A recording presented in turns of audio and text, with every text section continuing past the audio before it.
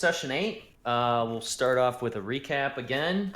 It's been a few weeks. We'd take a little bit of a break and welcome Ponch, our new player, who we don't know who his character is yet, so we'll figure that out. What's up, Adam? No, I was trying to point to Ponch, and then I realized Matt was in the way. It's fine. Just play. All right.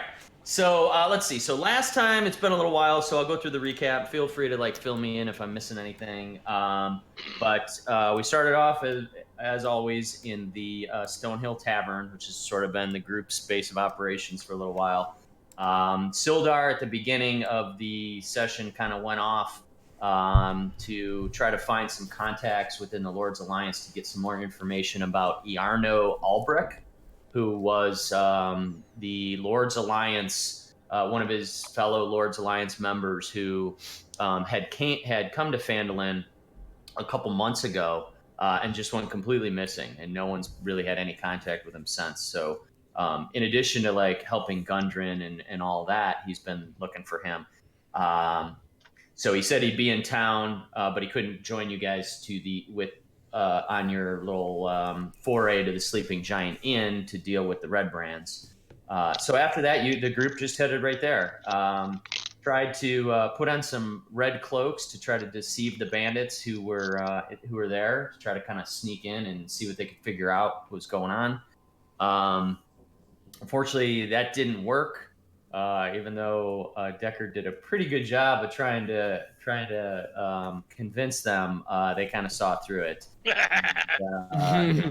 They called in a couple. One of the guys who seemed to be sort of like the leader whistled for some backup, and it ended up being two bugbears that were also there. You hadn't seen bugbears in town before, but they are there. They were the names of Snacks and Glob. They came out, and it was a pretty big fight. But eventually you guys took care of them all. There was a female dwarven bartender there who was kind of working there sort of against her will. She didn't like the Red Brands either, and so she was happy that you guys rooted them out. She told you a little what she knew, everything that she knew. She told you that whoever was in charge of the Red Brands was a human mage named Glassstaff. She hadn't met him, but she assumed or kind of heard that they call him that because he has a glass staff. And I mean, a staff that he carries as a weapon. The bugbears had talked often about someone called the Black Spider, which you guys had heard a few times, but she didn't know who that was or anything else about him. And then she confirmed what you already knew, that under the old Trezendar Manor, there's some cellars and crypts and stuff that the Red Brands seem to be using as their headquarters. And that they had been, for whatever reason, capturing some of the townsfolk. We knew that they were robbing them and in some cases murdering them, but that was new information that they're sort of capturing some of them. So at the end of that, she said she was going to shut down, or she was going to leave the Sleeping Giant Inn.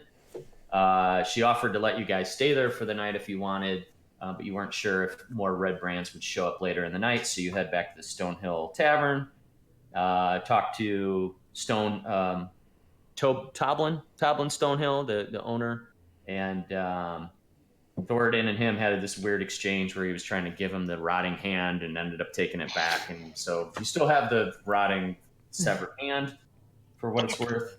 Deckard had hand. Yeah, we were using that for things. Okay.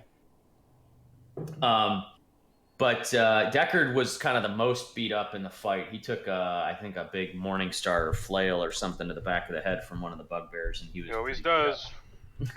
So he headed up to bed early. And then everybody else was just kind of getting their long rest as well and kind of chilling out in the tavern there. And then just to, so then also kind of recap of the fireside chat. Sildar returned after you guys got back, and he had a kind of concerned look on his face, and he said basically that he didn't get any more information about Iarno. and he's getting a little bit worried. That's kind of one of his main focuses right now. Deckard kind of kicked back a little bit. This is before he headed up and said, let him know that we took care of a bunch more red brands. Didn't find out any information either, and kind of reassured Sildar that we'd do what we can to find him. Which kind of perked up Sildar a little bit. He said, "Thank you. I'm, proud to have your company and forever in your debt." And kind of like out of the whole conversation, just kind of randomly as everybody was sitting around eating and drinking, Blackwood was quiet as he always is, and but he suddenly looked up and kind of had an like a real like startled look on his face, and just kind of nodded to the group and kind of waved off any attempt to engage with him, and he just walked right up the stairs as well towards the sleeping quarters. Was he nibbling on his fingers or eating? Yeah, it's like mumbling to himself and pulling his hood over his head and kind of looking at everyone, brooding like. So he went upstairs as well. Now you guys see this? Do you see the map for the Stonehill? You guys also noted. Oh, go ahead. No. So he didn't catch fire. I know that was something that was mentioned in Fireside. Like he caught fire. We're not going with that, right? I'm just. Wait, where? Yeah, Crocus lit himself on fire. Yeah, that was. Yeah. So I think that was all retconned. I think that was. Okay. Just making sure. There was a lot of stuff going on for everyone. It was a real busy week. Yeah, that didn't happen. He did not immolate himself. Okay. He thought about it, I think is what he was saying. Right. Yeah. Okay. I think Deckard would have been out there with a gas can if that was an option. So yeah, you guys kind of you watch Blackwood go up the steps, and it's like, it's not surprising to have some awkward behavior for suddenly. Kind of let him go. And you also now notice, after Sildar came in, you kind of scan the Just before I did reveal some backstory on my character when Crocus and I were going at it. I don't know if everybody caught it in Fireside Chat or when you guys. Yeah. Oh, okay. Yeah. This has been a while ago. Yeah, but go ahead. So about why I'm so money hungry. Did everybody catch that? Yeah, you used to race thoroughbreds and race them at the Kentucky Derby, right? Right. No, because my horse is in the stables. So we're good there. Yep. Okay. Yeah. So it's not just that you're a loot whore. You actually have a reason for wanting this money, right? Right. Needing some funds. And then you guys also notice that you didn't notice before. There's a short halfling sitting at a table, sort of by himself, who's been kind of watching everything quietly, nibbling on some bread and sipping on a little goblet of wine. He's just at the table, just kind of watching everybody, not suspiciously. Doesn't look threatening, just kind of looking around with like a look of interest. So he's not menacing looking. He's not menacing looking. Not like Strider when they go to the inn at the Prancing Pony. He's just, got his hood on like this. It's not like that. Is what you say. No. Just a friendly looking. So he's got black hair, long black ponytail. Is he handsome? He's handsome. Yeah. It looks handsome? like he's older than you would expect. But still has like a. Looks like he's older, but like a more boyish kind of look. Like a soul. Oh, so like okay. like you, Dan, in real life. Yeah, right. And so he's just kind of watching the group like that. No facial hair? No facial hair, no. Peculiar, okay. Little like top knot type of ponytail kind of thing pulled up in the back. With kind of more fancy, like better than commoner type of outfit, a leather, blue, gray. Like a jerkin? A jerkin, like a pea coat. And yeah, so that guy's Is any smell emanating from this gentleman? Does he smell like Parmesan cheese? He smell like Parmesan? Well bathed, yeah. He is well bathed with essential oils and shit? Yeah, sure. Okay. All right. Yeah. So, so Toblin's running around taking care of everybody. Deckard's gone up to the room. Blackwind went up as well. Sildar's just kind of hanging there. What do you guys want to do? I want to walk up to this character at the table. Okay. What are you gonna say? Well, I have a nice big jug of ale that I was drinking because I had a nice rest, and any dwarf, self-respecting dwarf, is going to have a nice big ale for breakfast, right? So I take my ale and I go up to this table, and I say, I slam my ale on the table and I say, "Hey lad, I don't remember seeing you here when we walked in. What brings you here?"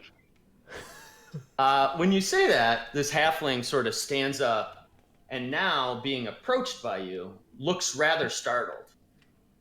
And he looks right in your face and he goes, "Just one moment. Sir, I'll be right back." Where are you And going? I he- want to have a drink. And he nods and he nods, yes, just one moment. And he leaves the room and he goes up. He goes, oh, you guys don't see where I'm dragging this. I was like dragging it like real slow, like doing the little thing, like so you can see it move. It kind of Doesn't work that way. worked. No, it kind of worked. Yeah. So he goes, he also kind of walks up the stairs and sort of disappears. And kills Blackman. So, am I upstairs right now? Like, am I seeing anything or? You're asleep. Okay.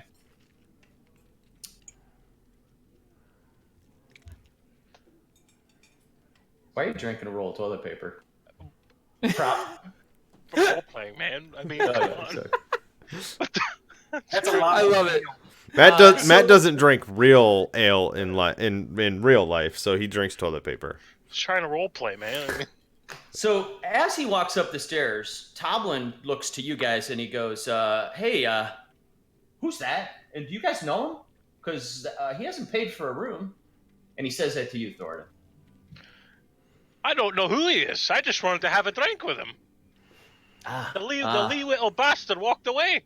And he points over to Elsa, who is, if you remember, she's the Tavern barmaid. wench, right? Yeah. Tavern wench, and he says, "Elsa, did you sell that gentleman a room?" She says, "Oh no, he just kind of ran right up the stairs." Right after he says that, you guys hear a blood-curdling scream, and someone yelling, "No!" like terrified no, and then a bang. Like the sound of like a door or wood slamming against something. Crocus took his pants off. And then dead silence. Do I wake up? Yes. Roll a perception check. Okay. It's the room next door. It's pretty loud. So Wow. only a 10. Oh, a 10 was what you needed. Okay, so yeah, you do stir awake, Deckard. You stir awake as you hear this screaming. And it's real quick. You hear this screaming, "No!" and then this slam, and then silence. Okay. I rush towards the sound. Okay, which is in the next room. So this little like storeroom area. Am I which is- connected to that or? Yeah, it is. It's the map's Okay. scary, but you are. Otherwise, there's no way to get into your room except dropping in from the sky.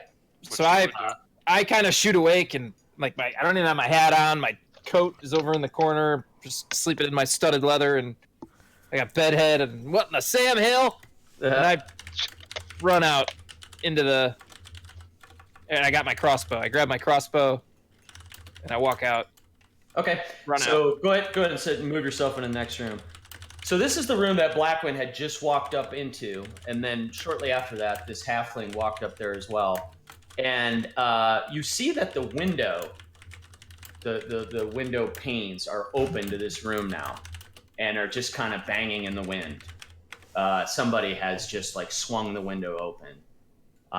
You don't see anyone else in the room except Blackwind. But when you look over, you see Blackwind's body is as rigid as a board and like tightly convulsing. Like not wildly convulsing, like almost just vibrating. Yes, like what Matt's doing. So I Oh, God. Doctor Strange when Doctor Strange Yeah, was looking at yep. I know exactly what you're saying. No, seriously, he's doing that. He's like kind of doing that, and his eyes are wildly wide open, but white, just like totally white, and sweat pours off his body, and he's completely unresponsive. He's almost in like a sort of a stasis. I go and check on him. If I try and find out what the hell's going on with him. Okay, do a medicine check. You can eat that hot dog, Jimmy.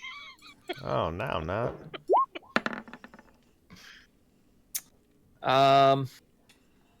18. 18. Okay. What you can tell is whatever's affecting him right now, he is not conscious at all. He's not responsive at all. There's no way to get any kind of like touching him and poking him doesn't react. He doesn't react whatsoever.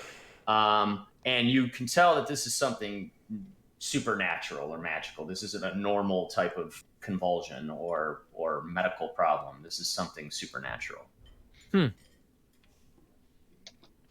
Well, I run downstairs. Kind of. I don't know what everyone else is doing in reaction to this. I'm drinking. I don't care. I run out to the group and I'm like, hey, fellas, that weird half elf up there is he's messed up. He was eating spiders again.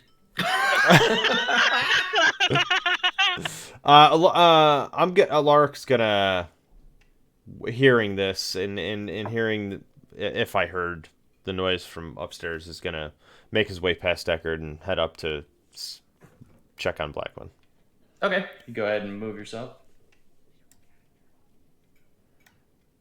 And once I go in the room and I see what's going on, I'm gonna go as far away as possible. Yeah. So you see the same thing. He's just in this sort of comatose stasis, so to speak. Is he vomiting? Like seizing? Is there fluids? Sweat. He's sweating like a cold sweat, but just sort of like shaking there. Is he pale? I mean, he's pale, Yep. but is he? He's a little more pale. Than Okay, usual. now you also said, I mean, I guess Lark doesn't know this, but you said that guy that Thornton talked to came upstairs. Yep. And we don't see any. Do we see anybody else up there? I mean, it's just a room, and Blackman's in there losing his shit.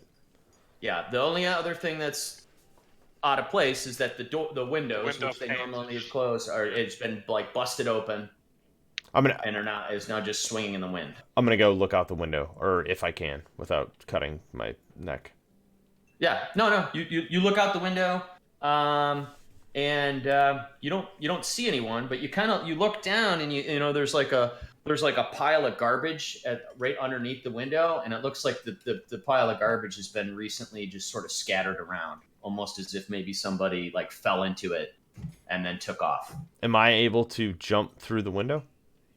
Sure. I'd like to do that. Roll an athletics check, please. No, it's your one floor up. Matt, what the hell are you doing? Sorry. Yeah, no, you're good. You can land right in the same pile of garbage. Okay, so like over here where's the window? Yeah. This side of the building, something Yeah, like that. yeah. Okay. All right. This little thing here is the window, right where you're at. Okay. Do you have a good sense of smell? Can you smell them? Do you smell anything? I'm gonna use any sense I can when I get out there. You're an just orc, right? Try to The figure out orcs what's going on. Smell? I don't know. So, are you trying to find if somebody like? Yeah, see if I can make heads or tails. I mean, obviously Yeah. this just happened moments ago, so see if I can see. Roll an investigation check. Okay.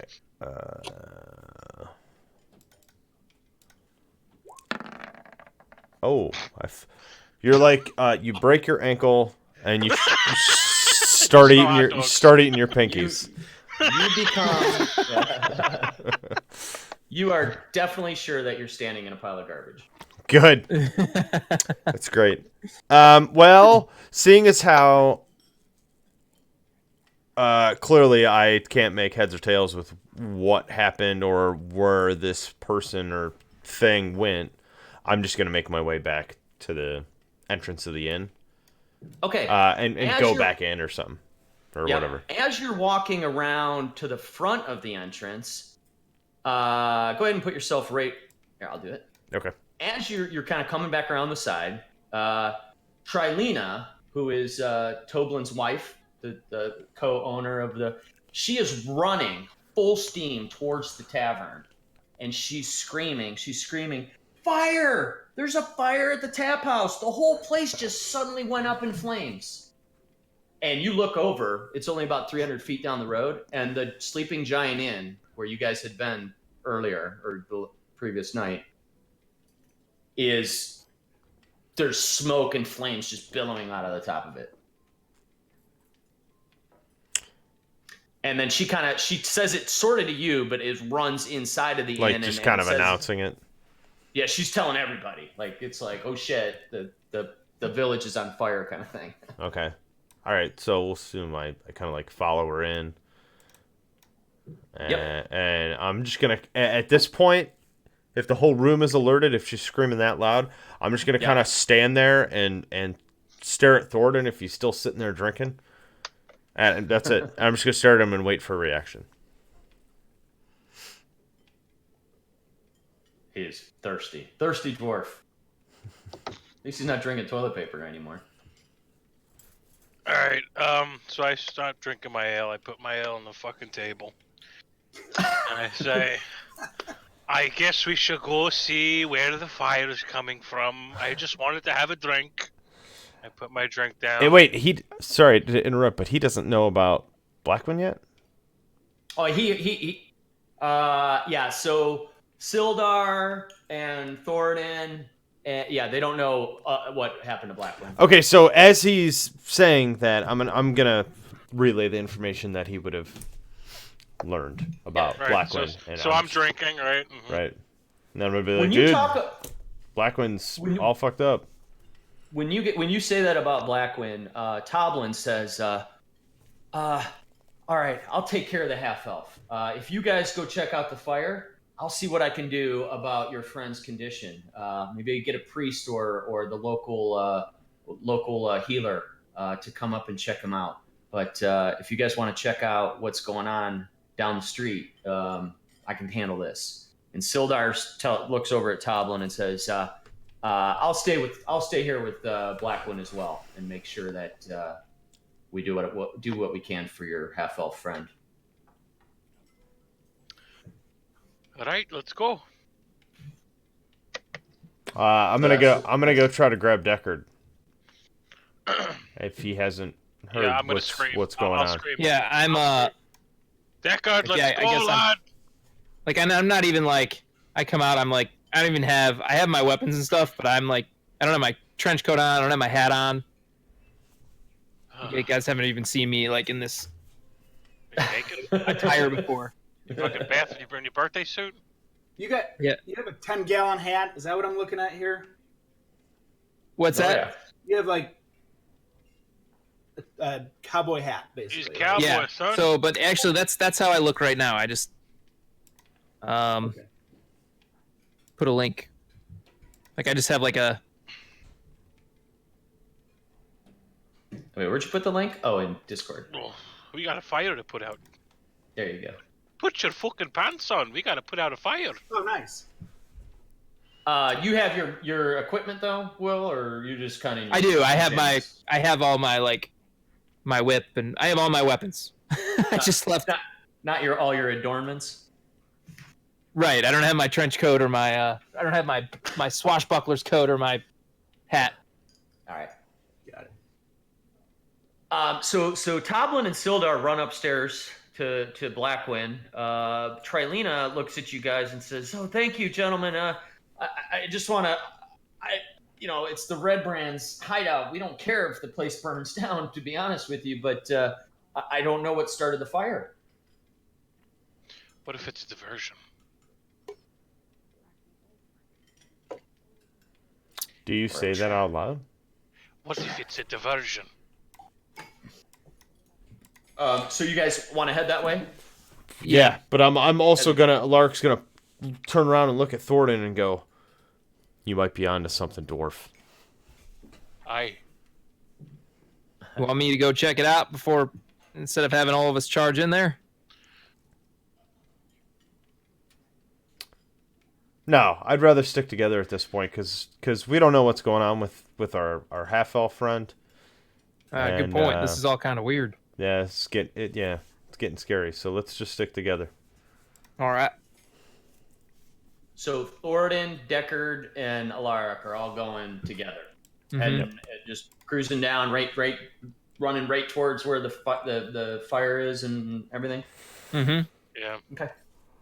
All right. So you make your way down the road. It's let's see, what time of day is it? What is Morning? It was Morning now? Yeah. because we just had a rest, right? Yeah, you Can got your we- long Yeah, rest. yeah, I think it was Can morning. we suggest to the barkeeper that they lock the door while we're gone? Yeah, absolutely. Say whatever you want to him. I would suggest you keep this door locked while we go investigate the fire. And Trilena hears that, and she says, "Yeah, dwarf, you're right. Yeah, great idea. I'm gonna do that right behind you. If you need to get back in, just do the secret knock." And Secret she knock. She says that as you're leaving, and then she locks the door. What a Awesome. bitch. All right.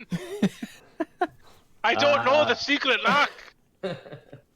All right, and then so you guys make your way down the street, right? Mm-hmm.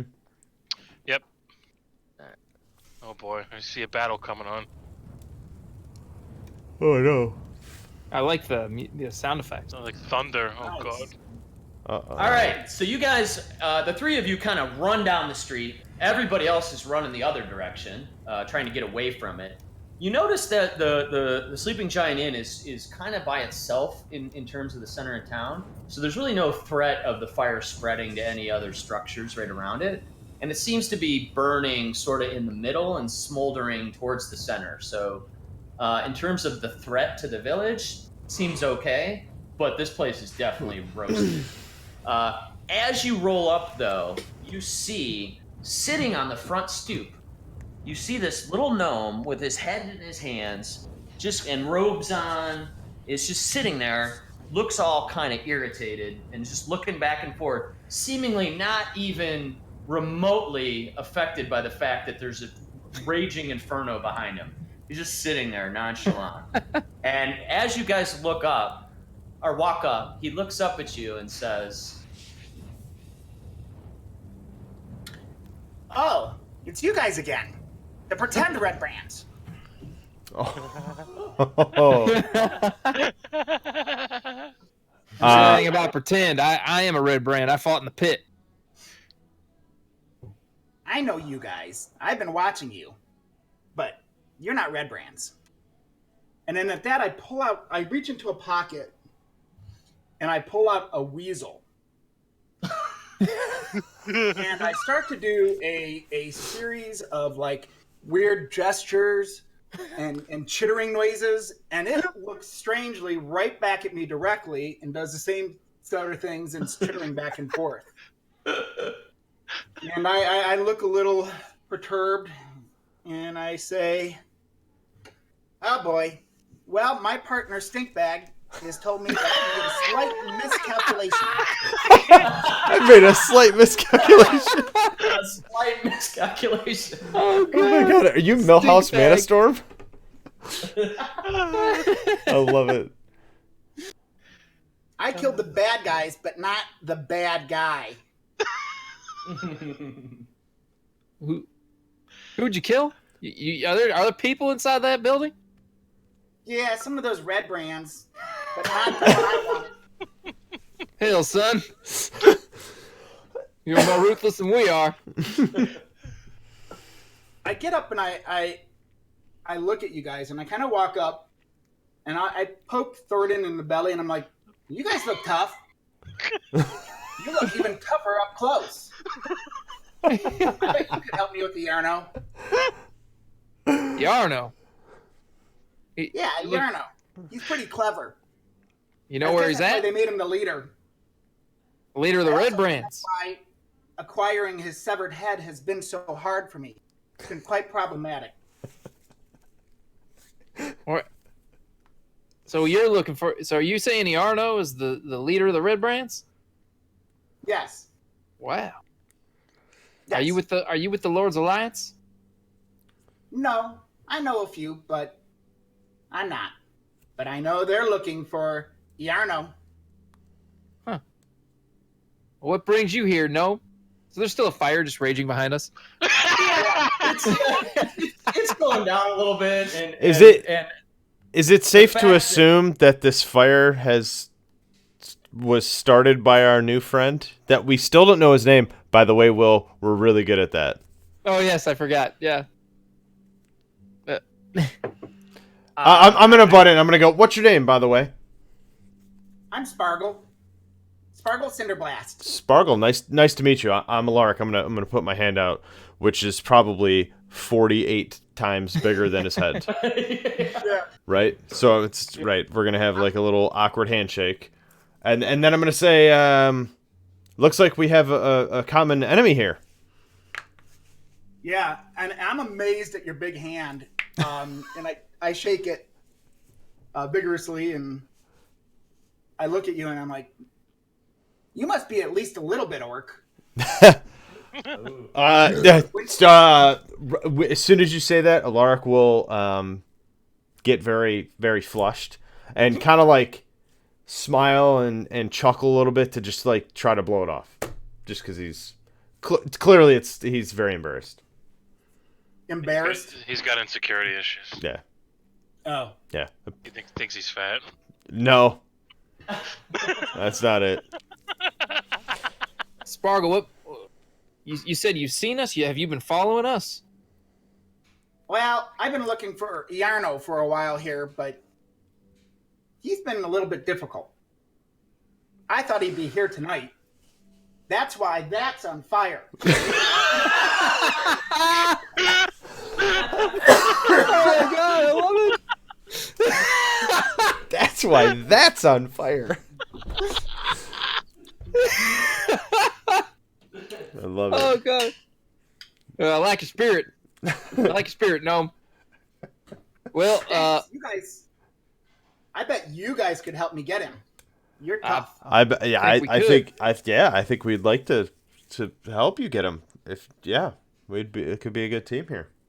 I'd like to know what the weasel thinks. The weasel told me, and he's my friend. He's my partner, Stinkbag. Can I He's the play one that with told me Stinkbag? that Yarno was not in the building. God. So But it I burns reach quite well. I reach my hands out because I want to play with Stinkbag.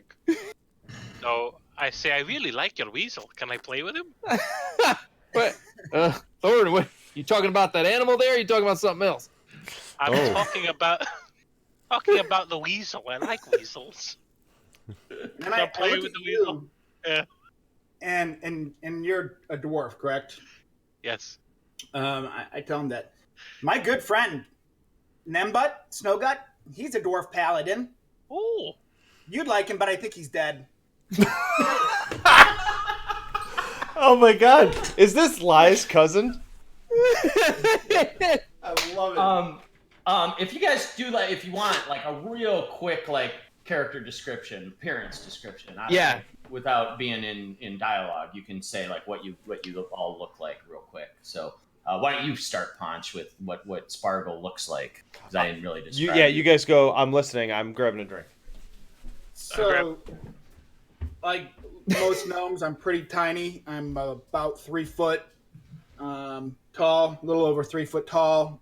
I've got like thick, unkempt, wildish kind of hair. Sort of like a fiery orange in color.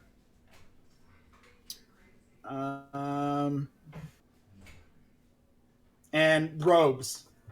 So kind of like what you would think more from an arcane type of, gear.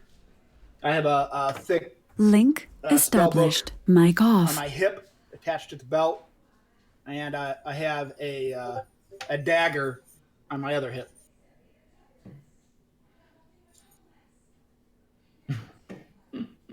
Sort of, but like with red hair. With red hair, right? Yep. And no facial hair, right? No face. He has just like a couple like tufts like on each cheek. He's a little bit younger looking than that. He's definitely adult. But as far as gnomes go, you think he's probably on the younger side. I think he's like around 50 years or so, which in gnome terms is fairly young. Nice. All right, Thoradin, you want to describe yourself for Spargle's sake? Slightly shorter, taller dwarf, but very, very muscular, with golden, reddish, brown hair. I know that's 3 different colors, but dirty blonde. Very, very large arms and muscles with a sleeveless shirt on. I'm a paladin. I usually use a 2-handed mace when I fight. I drink a lot of alcohol. Sometimes I use my steins as weapons. I usually miss. Very powerful, very sturdy. I'm a very holy, and I like to heal things, so I'm always the healer, usually, because my friends get into trouble. Long beard. Very long, dwarvish beard. It's like, almost like a phallic thing for a dwarf, is like, how big is your beard? Is it braided up in style? So like ZZ Top style. It's so the avatar I have on D&D Beyond is pretty accurate. I don't know if you can see it. The one in Slack. Yes, exactly. That's pretty accurate as to what I look like. Cool. So yeah, it's all right, Deckard. Yeah, so you see Deckard, and he's got it's much like the Hero Forge that I just linked. Kind of short, kind of bedhead hair, thick black hair, very bright blue eyes, and he's very athletic build, like not like overly muscular, more like ropey, athletic, like worked on a farm muscle, not like Michael Phelps kind of build, not exactly like human. Yeah, human. I am a human. And I'm wearing like my appearance has changed a bit since we started the campaign, but now I'm wearing like studded leather pants, like kind of studded leather boots, and then I've got a leather jerkin on top, leather gloves, and I'm rocking a crossbow on one hip, a hand crossbow, and I have like several daggers, and a whip. I'm kind of all decked out with weapons. I've got like a longbow, I've got a hand crossbow, I've got several. I'll grab Colin's mini. Right, exactly. Just a couple less swords. Right, I have 2 short swords on me right now. Like I'm like Batman, but like I am Deckard. in D&D. But I'm Deckard. And I have like a black goatee, but like I just woke up, so I've got like some black stubble all over. And I'm on the younger side. Looking, What's that? Not? Would you say sinister looking? No, more kind of like wholesome farm boy looking. Yeah, like inbred. Okay. Yeah, exactly. To all holy hell, right? What's it? Say that again. But geared up to all holy Geared hell. up, yeah. And younger. I'm probably no older than 20, 21 years old. Okay. All right, Alaric. Yeah, so Alaric is, and Ponch, you even brought this up before, based on what you saw. He is a half orc, pretty big, probably like 6'4", 6'5", give or take, whatever, 280, 300 pounds. Kind of like your typical like half orc skin color, kind of like light tan, brownish. Like I just look like I'm a very tan human. One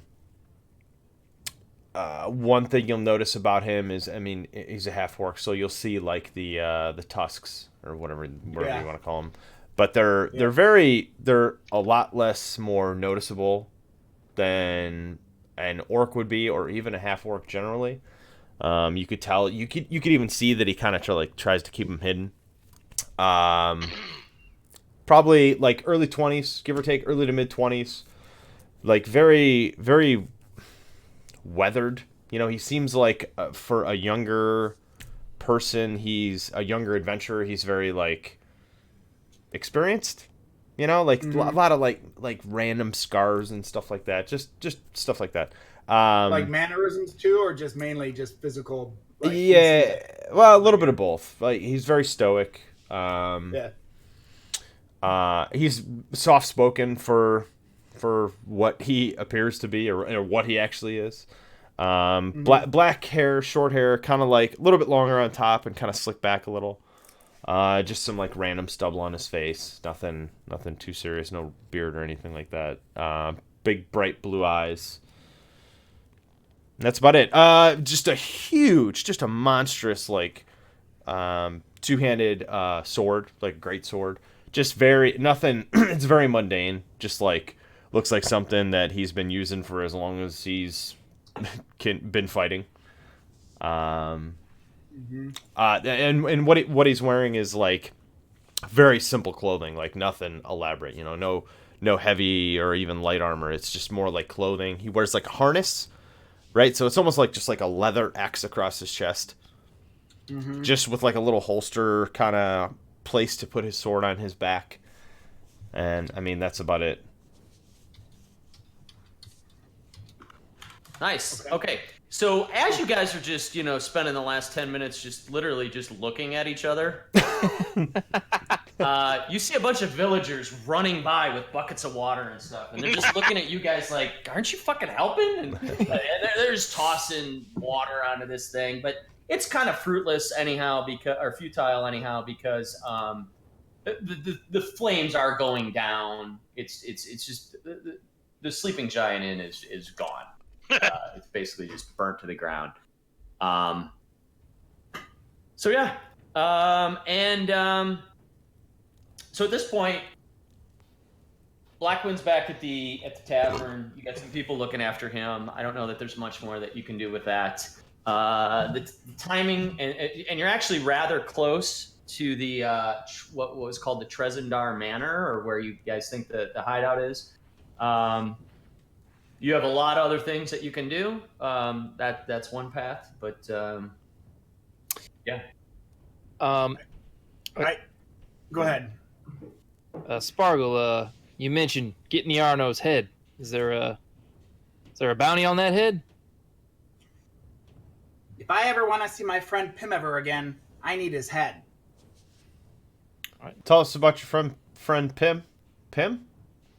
Pimever. What's going on there? Is somebody like prisoner or? He's my oldest friend. When I set my village on fire on accident, he came with me. I like this gnome. I set my village on fire by accident. Because that's okay. That's a thing that happens. There's a very bad man who has my friend, and the only way that I can save him is by bringing him the head of Glassstaff. He told me. So that's why I'm going after him. All right. Where is this guy located? Well, he's in Trezendar Manor, of course. Or no, I meant more precisely, underneath it. Got it. That's where Yarno is. Well, I thought he was here. Well, where's your friend being held? Where's that? Where's this? Don't really know. We were traveling along, and we were captured by I don't know how to say it, but like a fog. Next thing I know, our dwarf friend is probably dead, and Pimever is being held, and the man told me that if I don't bring the severed head and show it to him within 2 weeks, or hold it up to the full moon in 2 weeks, then Pimever will die. Well, that's why I'm going after Glassstaff. Why don't you? He's Iarno, right? I got what you're saying. I think we have a friend back at the inn that I think would be interested in some of this information that you've got on Iarno. Okay. So why don't we go? It's another. He's a good fighter as well. So let's go grab I'll him. be up in a minute. Do you want to come with me and help me get him? I would love to help. You guys are We would- tough. I've yeah, seen you. well, I saw the bugbears. I think. I'll only help on one condition: if we could bring Stinkbag with us. I like him a lot. Think bag always goes where I go. Ah, very good. They're partners. Well, I say I know that we know where the manor is, but I'd rather go check out this underground tunnel. I'm See if still we can't listening. get I'll our be way back in. in 1 minute. I do know the way to the tunnel. If you want help, I can show you where it's at. But I might suggest that we look at nighttime. At nighttime, the Red Brands kind of go out to drink and beat up people, and during the day they drink at home. All right. Beat up people at home. Well, why don't we go head back to the inn and talk to Sildar, and when it gets dark out, we'll find our way to the manor. All right. So the I group heads. plop off the wooden fence, and I just kind of like saddle up right next to you guys, and general enthusiastic and happy demeanor. What does Stinkbag like to eat? He eats frogs, he eats bugs, he eats anything he can get. Does he eat What half about elf? Jade, bro? Hey, we have a friend like that. Yeah. He's an easy target right now, apparently. Yeah, I do. I go, where's your friend, the one who eats the bugs? He's He's in some kind of spider eating coma.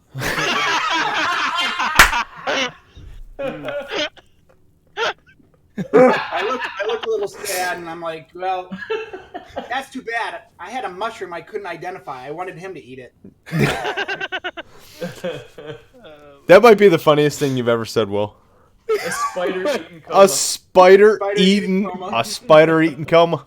All right, so Pretty good. I have to get the backstory on the bug eating. Yeah. All right, you guys heading back to the Stonehill Tavern? All right. Talk to- Spargle joins the party. Okay. Spargle joins Slash the invite. party. Slash invite. Spargle. Welcome to the guild. Spargle. All right, so you guys, it's not too far down the street. You head back. Trilena notices that I'm going to assume you guys walk into the tavern, so I'm going to just kind of move Well, you all did she in. lock it? Yeah. Oh. Yeah, well, now that the fire's gone down, she's opened the door, and you guys just walk in. Spargle, can I get you a drink, lad? What do you like? I like wine. I like ale. Ah, perfect. Have some of this. When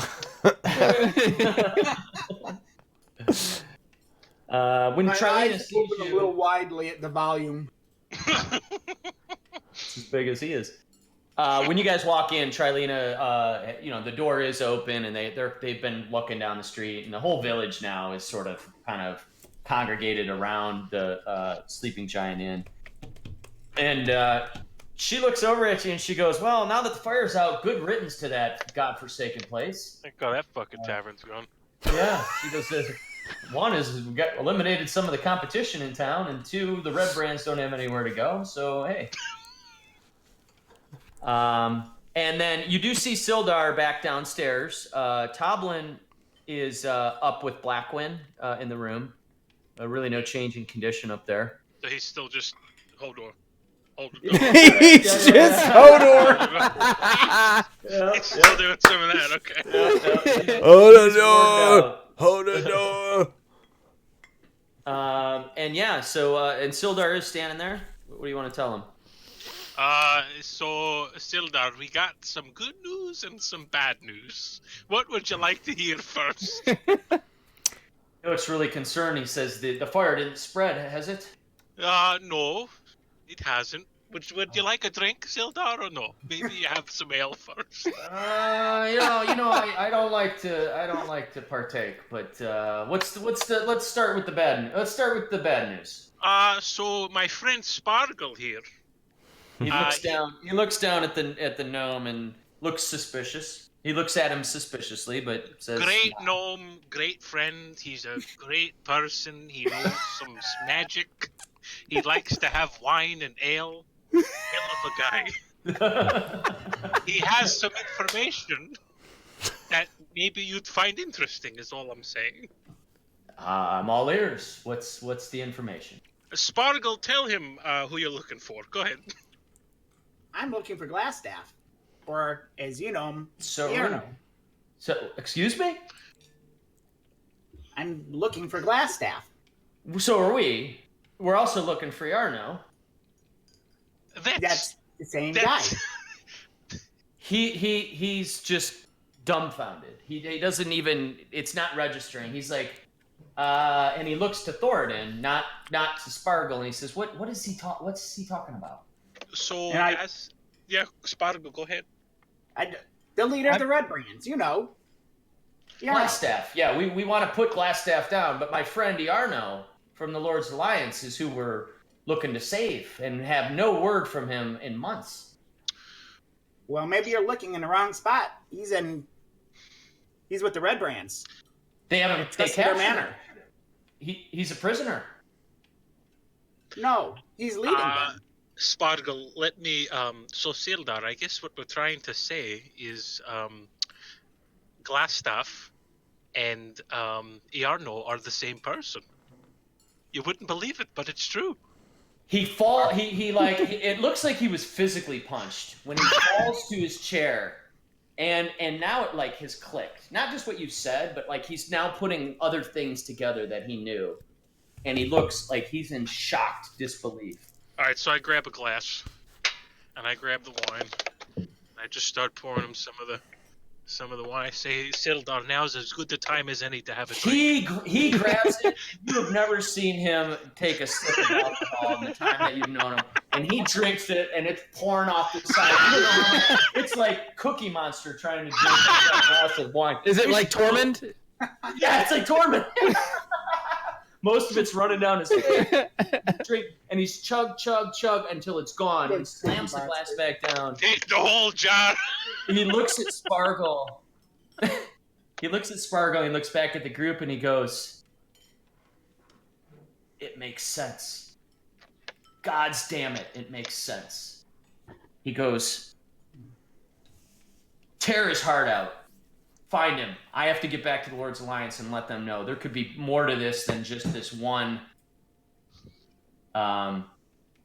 whatever the word is for somebody that leaves your group, and dissident. Thanks. Okay. There's got to be more than one dissident in the ranks, and they need to know about this right away. But you guys have to make sure you take care of this before he can escape. Do not let him out of your. Yeah, don't let him leave Phandalin alive." All right. I guess we should go get him. I do say, if you tear out his heart, that's okay. Can I have his head? It's all yours. I think you get first dibs. Only if I can get his hand, and then I pull out the. Oh God! You guys are crazy. Sildar says, This is a defender of the light, right here. Yeah, weirdo. he says, I need to tell the Lord's Alliance about this. They need to know right away in case this is bigger than just one person. But please do everything you can to make sure he doesn't escape, and let me know what happens. But please, for my sake, confirm that this is the case. Maybe there's a chance that that this is some misinformation, but if you're certain that Iarno is leading the Red Brands and causing all this strife in Phandalin, an on-the-spot execution is not against the Lord's Alliance wishes at this point, so please do what you need to do. Alaric's going to pull his sword off his back and ask the group when we're going to get this party rolling. Deckard's standing next to you, like at the bar. I'm assuming you and I have been just knocking back a cocktail while everybody talks. All of them. And I slam the rest of my ale, slam it down, like kind of check my crossbow. let's get this party started. All right. Sildar looks around. It finally has been able to gain enough composure to stand back up, and then suddenly the wine that he just slugged kind of hits him, and he kind of stumbles around and grabs himself, and he goes, and he looks at Toblin and like, yeah, good wine. And he says, gentlemen, I guess I'll meet you back here at some point, or I'll leave word with the fine innkeeper here after I talk to the Lord's Alliance. And he leaves. He walks out the door a little hastily. You going alone? Kind of half drunk? Yeah. Yep. I'm a little uneasy about that. Yeah, it's like when you're out at the bar with your buds and one of them decides to just leave and not take an Uber. He's half drunk and he's got a bone to pick. It doesn't sound so good. Text me when you get home. It's like Brandon Dukes walking from Kent to UA. Oh my god. Oh my god, even I remember that story. God. All right, so Sildar leaves. All right. And See you, Sildar. now you guys can go wherever you want. It's sort of like noonish right now, so it's broad daylight. You know where the Tresendar Manor is, and Spargle noted earlier that he's kind of knows the area. Maybe he's been sort of casing the place a little bit.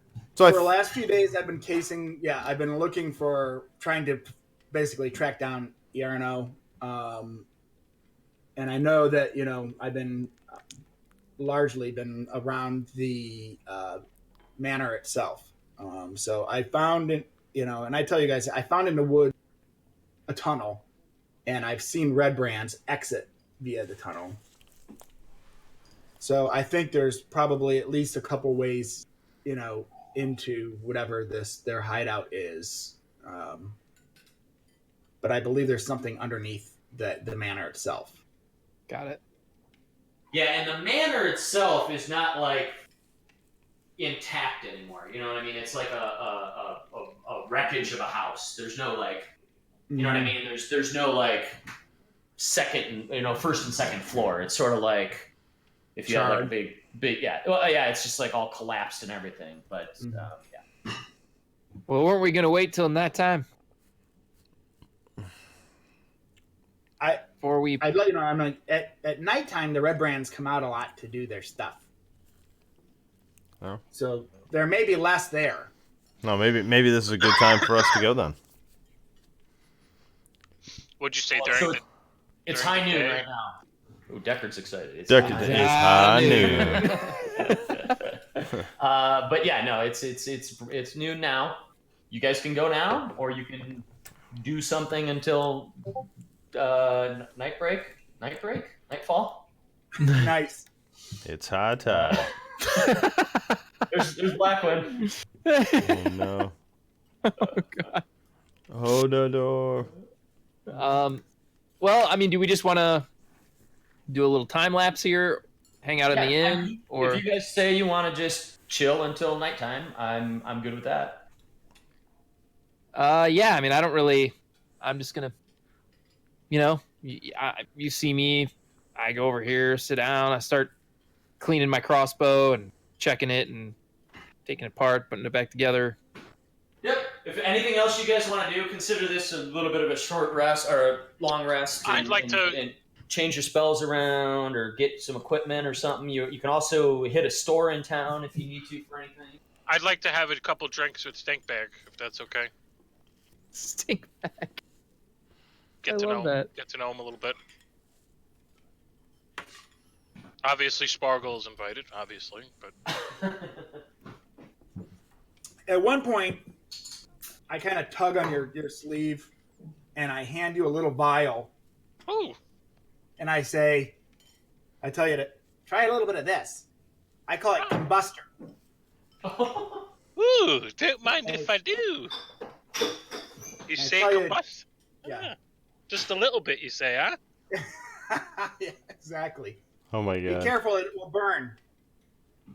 Literally. So I take a little bit of combustor, and I get a real gassy feeling in my stomach. And I just let out a loud belch, and fire comes out, and I say, "That's the coolest fucking thing I've ever seen." Wait, And, what was that?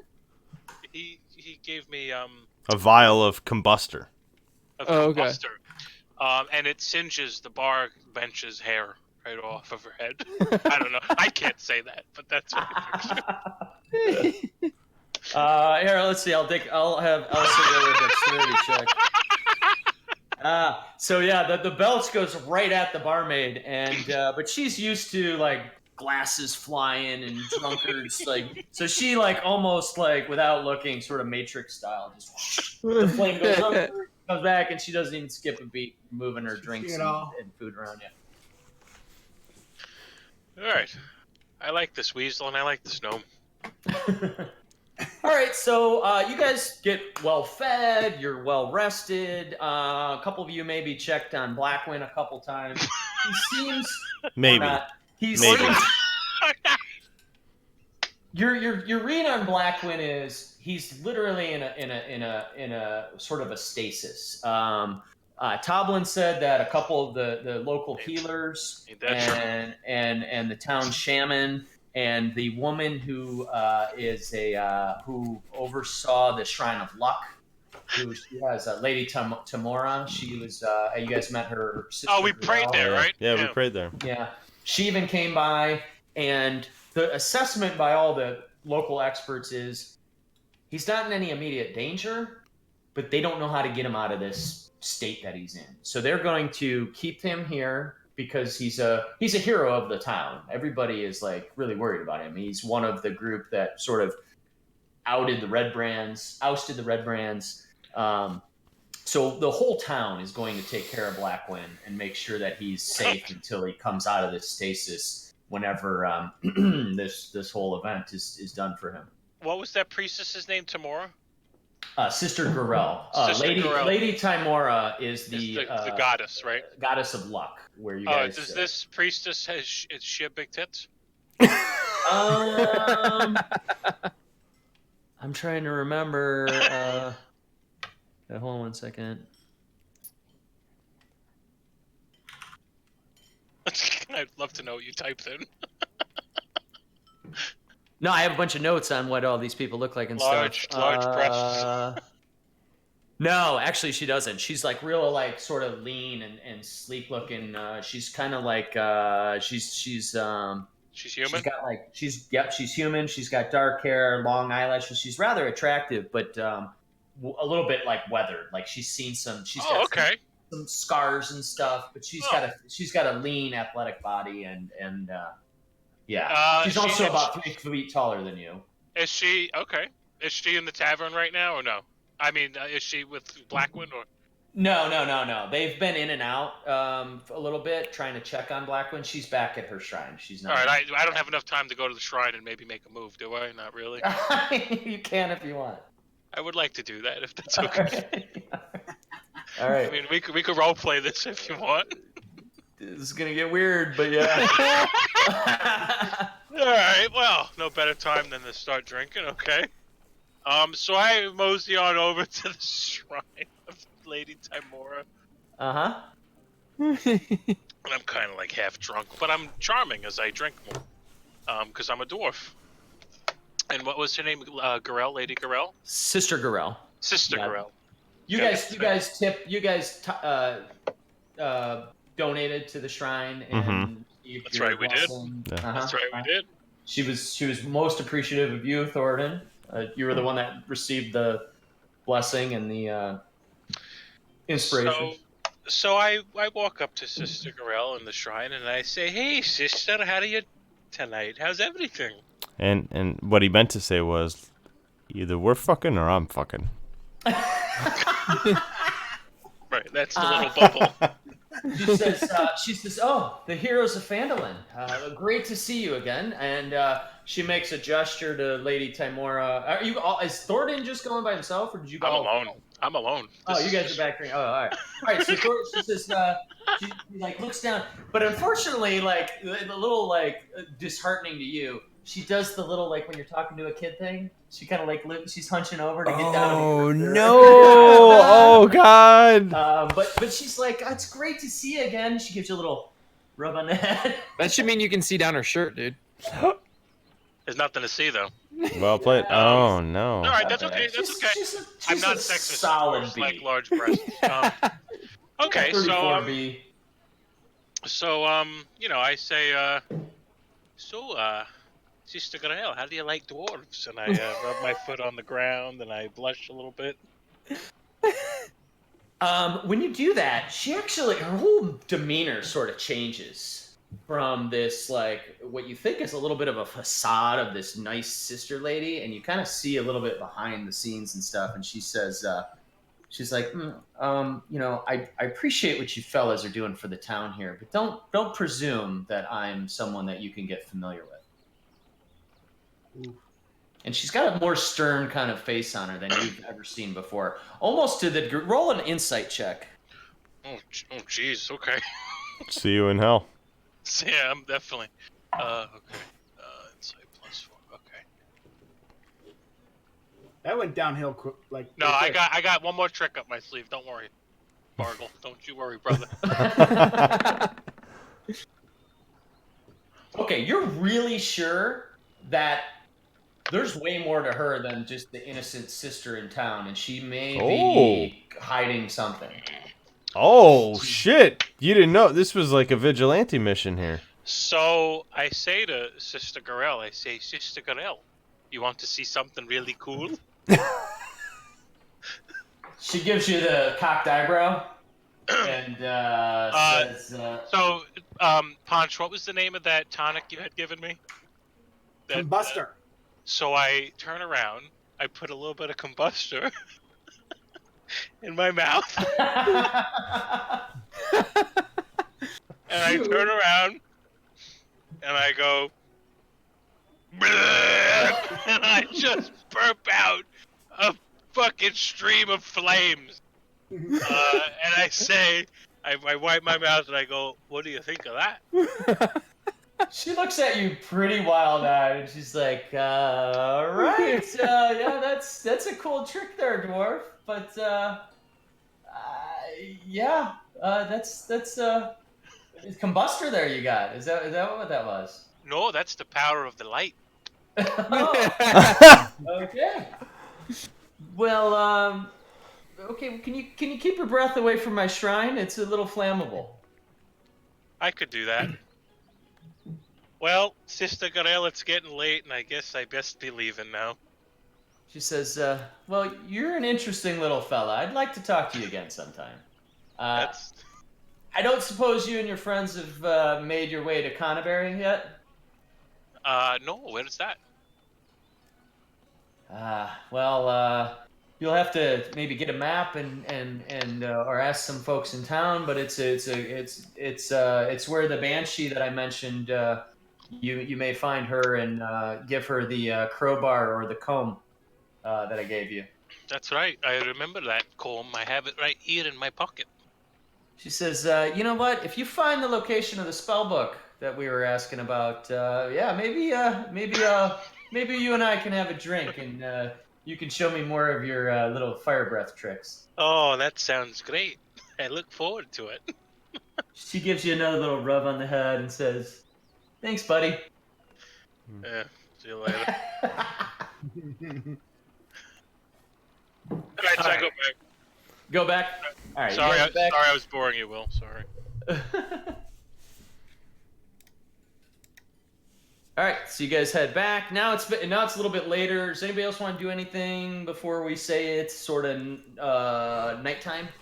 I'm gonna approach Thornton, and I'm gonna have just like a normal glass of ale for him, which clearly at this point is gonna disappoint him based on the things he's been drinking. And I'm gonna hand it to him while I continue to drink mine, and I'm gonna be like, Thor, where'd you go, buddy? Oh, I was just having a drink and praying to the gods. You know, I'm all bogged out. Yeah. Pretty legitimate excuse for a paladin, right? Okay. Just making sure everything's okay. Not to mention he was trying to get some. We've got needs. Come on. Thank you for All the right. drink. No problem. So you guys are all rested. Thoradin's got blue balls. So your equipment's all ready to go. Alaric's trying to vicariously get blue balls. Yeah. How much combustor do I have? I'm just curious, Sparkle. How much combustor do I have? Do you have like It's a pretty small, like, vial, basically, Okay. and it's kind of like an oily type of material. Okay, so I'm gonna have oil shits. Okay, all right. It's okay. All right. So where do you guys want to head? Is it nighttime? It's nighttime. Yeah, let's go to the tunnel. Tunnel. You're gonna try to. All right. So we're gonna approach the. I hope I have this set up right. So tell me when I switch it if you see the whole map, because that would be disappointing. Nope. Mm-mm. You see nothing. I see Nope. nothing. Is And Hodor I- just shaking nonstop on anybody else's screen? Yes. Yes. Just And I have, nonstop. He's just- Deckard has since gotten his swashbuckler's jacket back, Okay. but I'm You're not in wearing your- my hat. You're in your normal attire here. Why don't you have your hat? No hat. What's the deal? I don't know. I just left it behind. Just no hat. I don't like that. Why? It's like if I just cut my beard off and I'm like, All right, I have the hat. I have. okay, all right. You tell me to go back and get my hat when I walk out of the inn Go without back and Yeah, yeah. get the fucking hat. it. All right. I throw it on. All right. So this is what you guys are doing. You've approached the Tresendar Manor. Spargle knew the location, or knew how to navigate to the tunnel. He's never been into the tunnel because I'm assuming because there's just too many red brands and stuff going around. He probably didn't feel safe, like just running right in there by himself. So you guys see the map and you see yourselves there. Is that what I got this all right? I don't see it. I don't. I'm supposed I to just see see a a map. blank screen. I just Can see you the zoom black. in and out? It doesn't change anything. Yeah, it's just a black rectangle. Really? Are you sure you're zoomed out enough that you can't see? Yeah, my bar. I'm zoomed all the way out. Yep. Yeah. Uh-oh. Uh oh. New campaign. It's time to re-roll. Black one dies.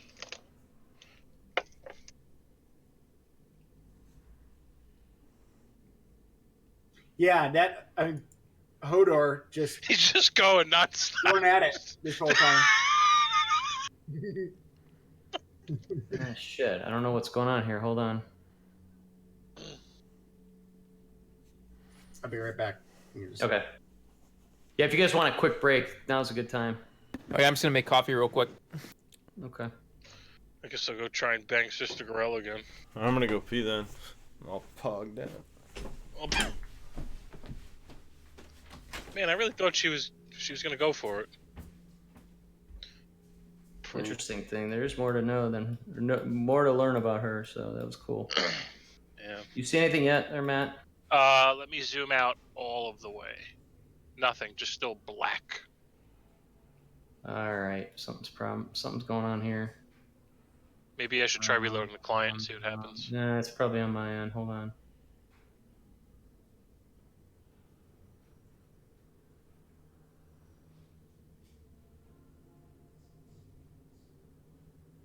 Hodor. Anything now? Mm, Hold on. okay, that did something. The bottom left of the map where the compass is starting to appear. Okay. Yep. I don't know why that's the case, but it's fine. Are you using Microsoft Edge? God damn. Please use me, please. I use less resources, please.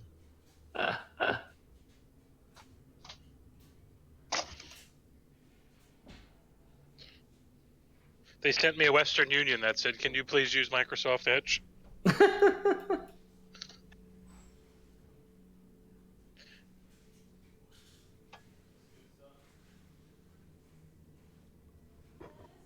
Hmm.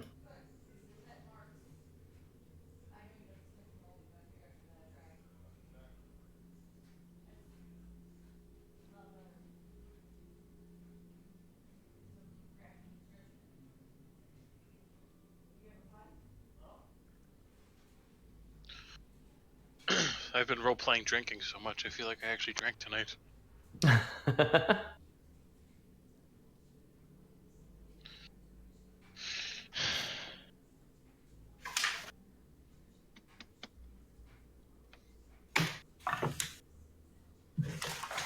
Yeah, I'm gonna piss too. I think I got this ready to go. Hopefully.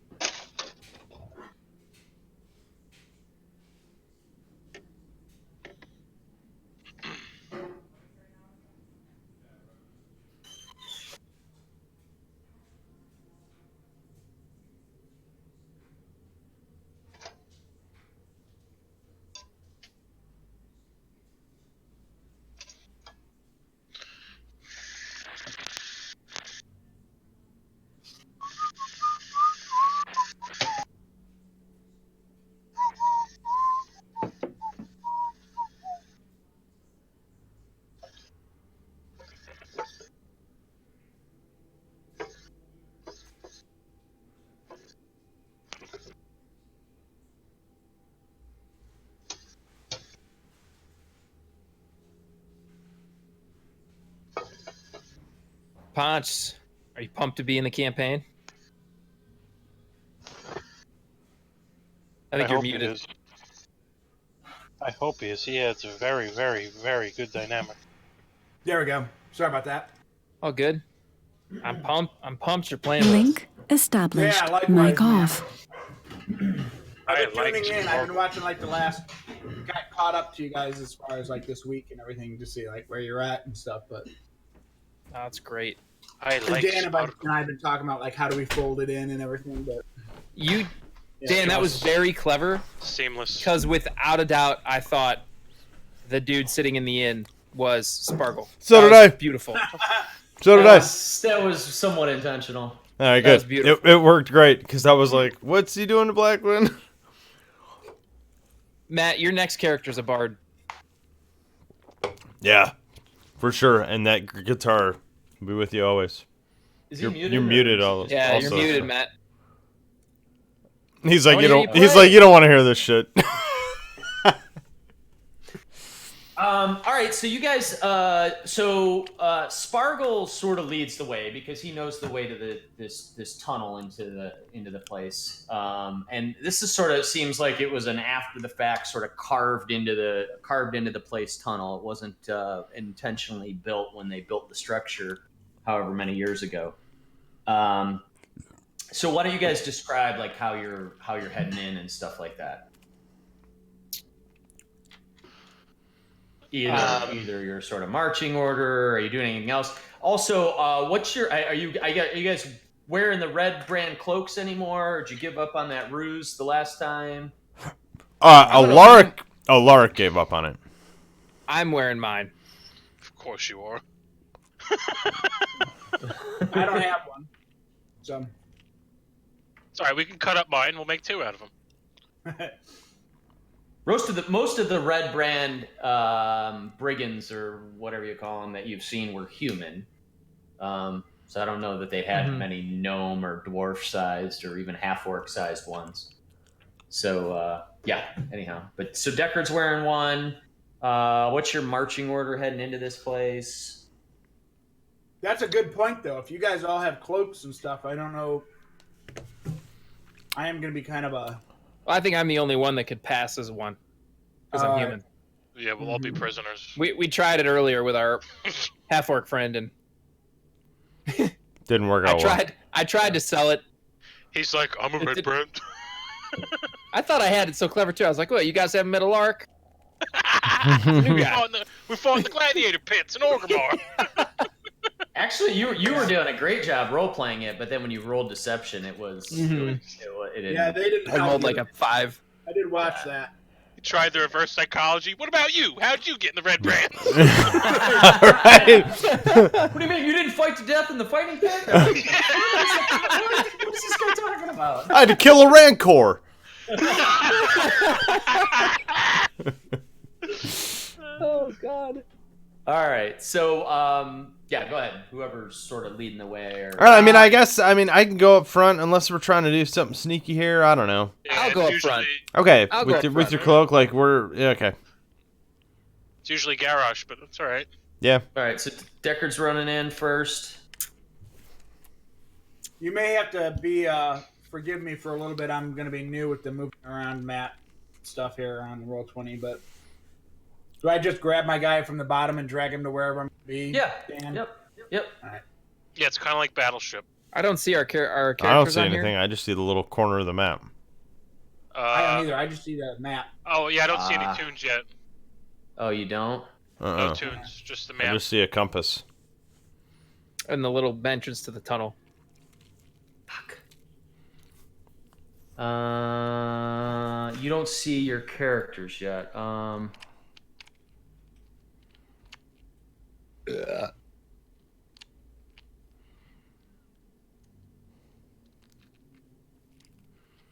Shit. I don't know why. Things that I just got for the stream. Look.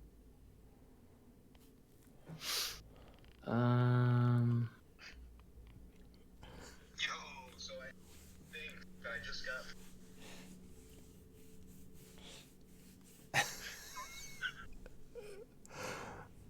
I like playing with fire. No, I'm seeing something. All right, now I see Deckard. Or Deckard.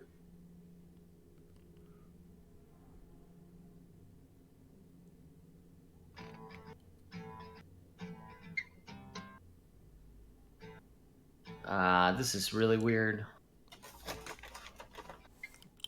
I like when you play guitar, Matt. It's not all coming through though. I'm so upset. Put your face right by the guitar. Thank you. It's way better. There we go. It's making me like redo it. Who do you see? I see, I see Thornton and Sparkle. Sparkle, yeah.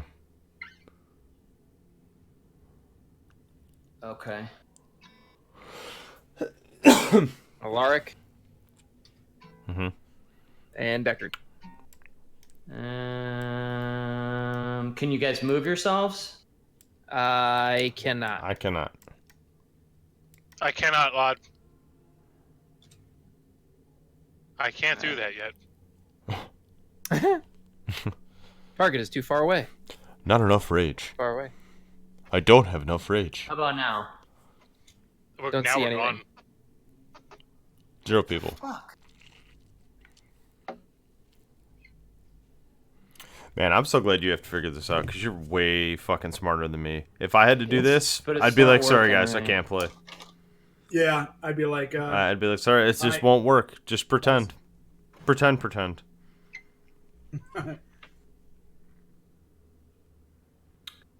Let me know as you see changes. This is just not working. Now it's just white, like squares. Oh, here we go with the race card again.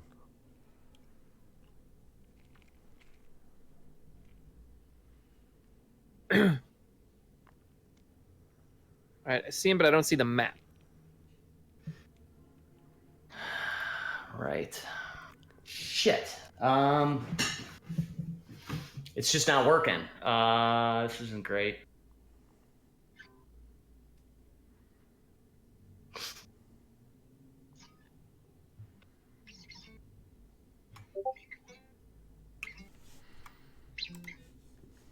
Ooh, I like that's a it. great view of it. I love it. Ooh, who's that? Is that That's Sparkle? my dude, but I don't know why it's showing it as here. Wait a minute. A bad angle. It's a different angle, right? Oh, yeah, that's a bad angle.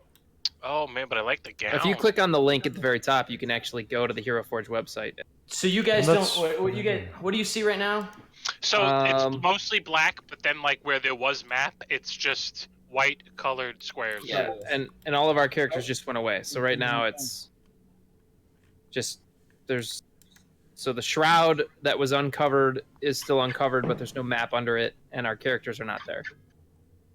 All right, hold on. This maybe it's. For a minute Oh, I there, know. I saw the map and I saw at least my token on there.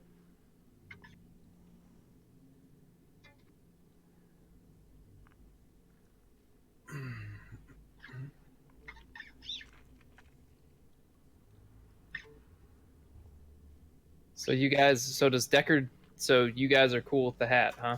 Gotta keep it. Mm-hmm. Yeah, I dude.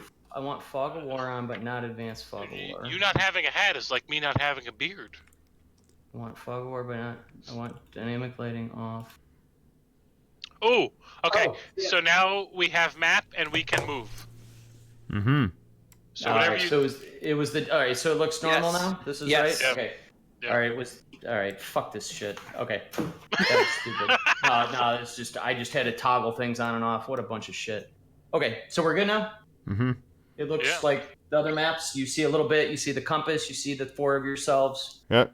You see where Yep. it says 100 Am I feet. supposed to be able to move my guy though?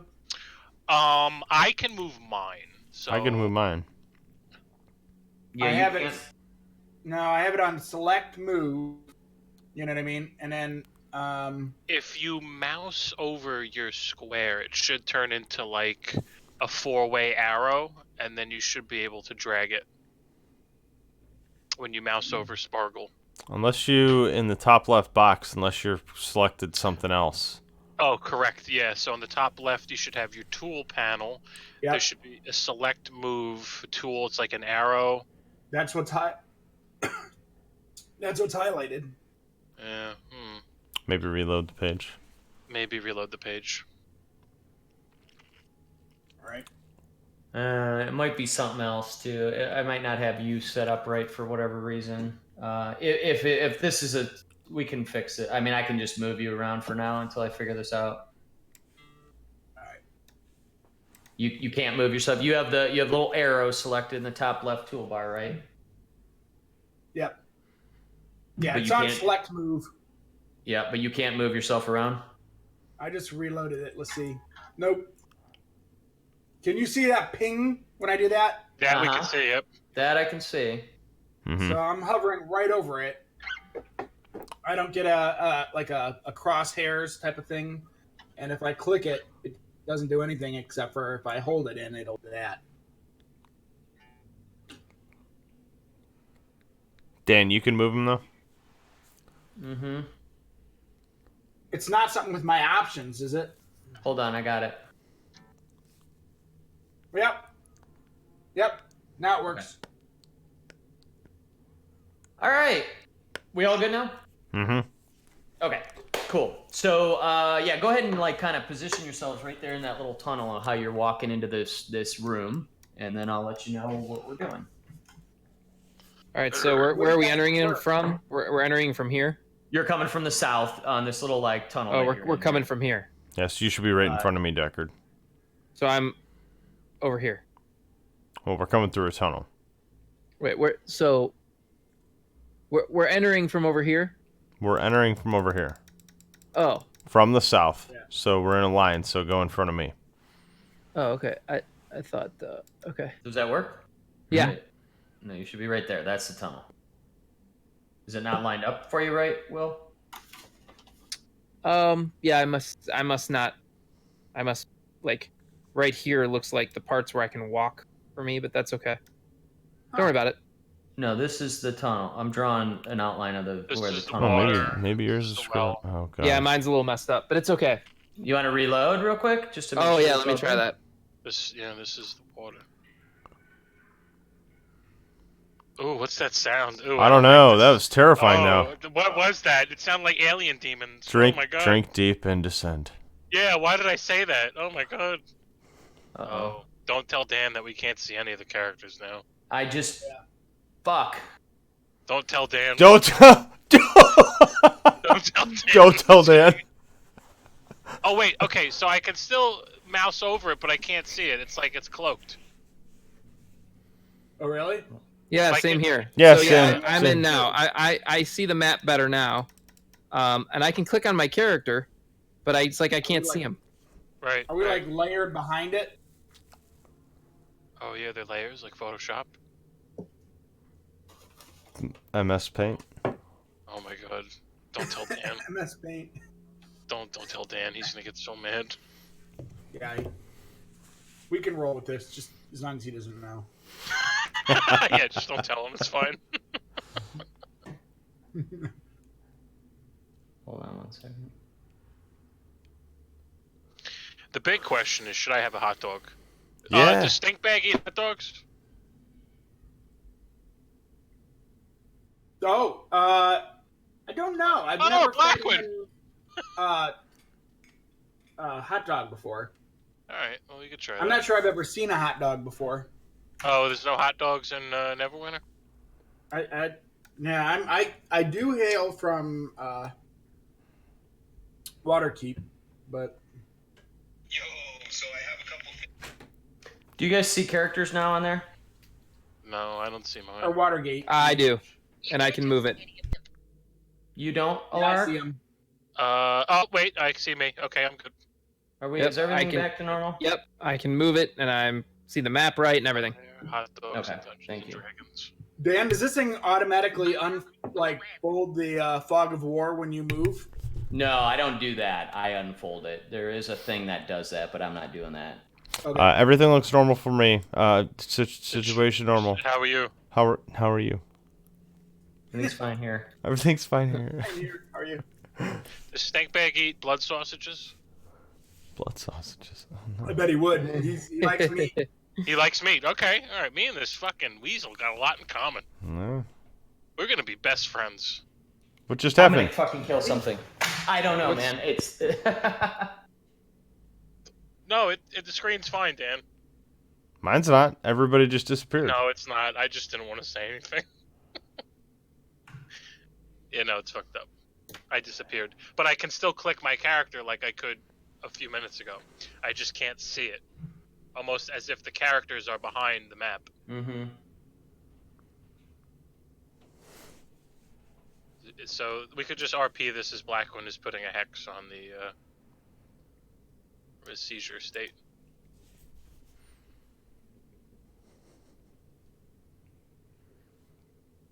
Spargle Cinder Blast. God, that's so cool. Yeah, I added him to the campaign, by the way. This is a cool little guy. I like him a lot.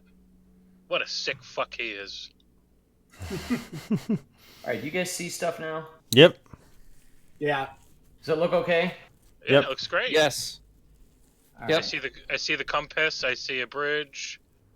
That's good. I see the I'm good. compass. I got a couple. I things got here. it all screwed up on my end, but as long as it looks okay on your end. Yeah, it's we like- can see it. It's like 4K. Got lights. I got the new HyperX. All right. I'm just gonna roll with this for now. All right, sorry about that. Okay, so you guys are entering this tunnel. Deckard's in the front. Yeah, Alaric's that's good. there. Thornton, is that you right there? You guys are all in a like a row. Yep. that So right? it's Deckard, Allie, me, and Spargle. Oh boy. I'm gonna fucking kill somebody. God, don't kill me. You're the closest one. I have so much left to live.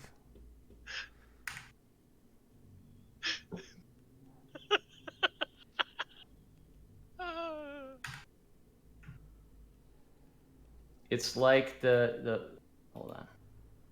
Oh god! I see the whole dungeon. Yeah, it's like you're sliding the dungeon around. Now we All right. think ourselves. Hold on. Don't look. Don't look. All right. Look at my Instagram. How about now? Yo, so I have a couple. I could see just the map. Looks white. I see the compass and I see the tunnel entrance. Let Yep. me reload. Yep. Okay. No. Hold on. All right, I see everybody. I see Okay. everybody. Oh, somebody's moving me. No, I'm doing it. Hold on. Okay. Yep, I'm good.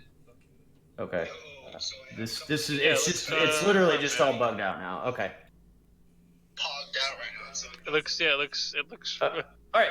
There we go. Leaving it alone now. All right. I got this kind of right. How you guys are walking in. Yep. All right. Sorry about all that.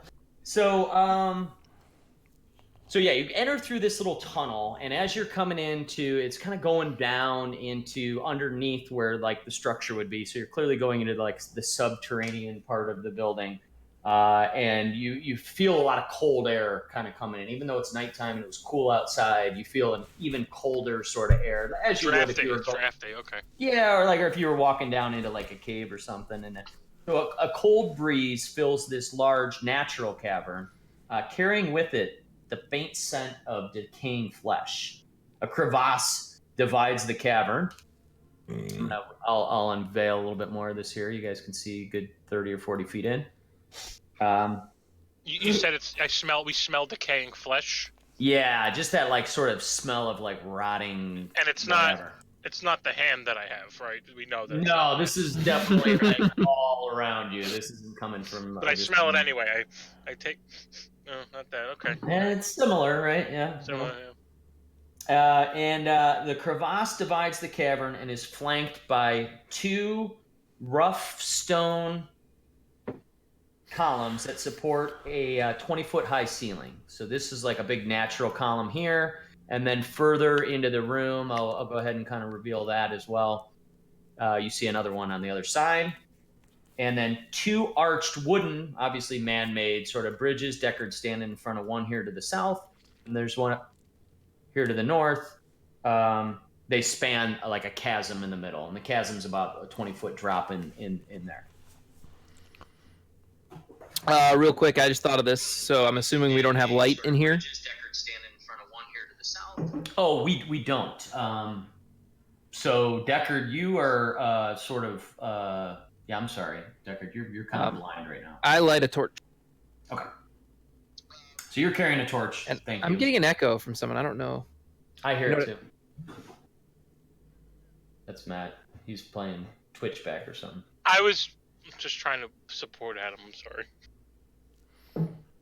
All right. So yeah, so Deckard fires up a torch and he walks into the room and kind of lights this whole thing up. The rest of you haven't followed behind him yet. Got it.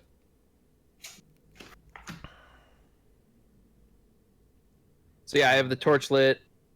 We're doing that. So. Well, listen, Sparkle has some fire spells. Maybe he. Oh yeah, yeah. Do you have any anything that can light? Give me some light there, Sparkle. I look very enthusiastic when you mention, fire. Light up the cave, lad. I can't see for shit. Is there anything that I can? Got any spells or anything that can make it so I can see in here? I could totally burp if you want me to, using the incinerator thing. I don't know if that would be sustained light, but I can do. Let's see here. I can. So I'll hold up a torch. Let's just say, for example, and it instantaneously lights. Well, you light my torch then. Yep. So that's what we'll do. Yep. all right. There's not So much really. I don't. So I have a torch. I don't have a right. light spell, but Okay. I can make fire. That's cool. So I'm Alright, leading the way. so you guys see this like dark tunnel and this cool air coming out, but this like decaying smell. And Deckard starts walking in and he lifts his torch and he goes for his Tin Flinder? Yeah. flint and whatever. Tinder. Tinder. And tinderbox. as he's going to lift it up to sort of light it, you see Sparkle just kind of look up and flip his fingers, and it turns on like someone flipped the switch. What does he say when he does it? I go blaze away, and then you see me chuckle a little bit, and as I'm Dan, I'm doing this is gonna be fun. Prestidigitation. Mm-hmm. Being this class is gonna be hard for me to say prestidigitation 100 times.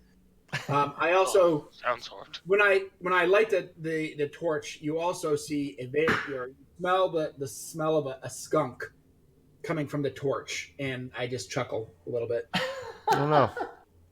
So now everybody's got this like this lit torch, a little bit of smoke coming off with the smell of decaying flesh and skunk ass. All is just like coming back into the group. Smells like shit in this cave. What are we even doing? It smells like shit in this cave. It smells like a dwarvish bathhouse. So I'm gonna you know what, I don't know if everyone's following me, but I start floating through here. I'm gonna keep walking up this side here Why don't you slow down, Cowboy Magruder? Okay. because I'm Alright, going now- to kill some red brands, friend. All right, Come on, now, Homelander, Deckard, get with it. As you enter the room, I need you to make an charisma, Oh, jeez. actually a deception check. Oh, Oh, Will, God. what'd you do? We send the guy with no charisma. Yeah, well, you jump Right in there in there. like an animal. Well, I didn't. So I'm making a deception check. Mm-hmm. Lord. Okay. So -2, whatever I roll here. So 4. Okay. As you're sort of walking through the room, you hear in your head, just like in your brain, you hear a voice as clear as if it was spoken to you, and it's like a rasping, like, and it says, "You, Deckard, you've come. Bring me food. Bring me meat. I eat your horse if you don't bring me meat." Oh! Oh, whatever that is awesome. Yeah, I'm out. Butcher. But No we one don't else. hear No anything. one else hears or sees anything. No, this Okay. is just Deckard as you're walking I through go. the room. I started looking around like, what? Sam Hill. Shut the fuck And up. I go, y'all hear that? You hear that voice? Talking- I didn't hear anything. Nothing, man. Okay. I'm like bouncing a little bit behind Alaric, and I'm gonna try to use my size, and I'm just like impatiently moving up a little bit Okay. when Go I ahead hear and him move- talking. Move yourself wherever you want to be. Okay.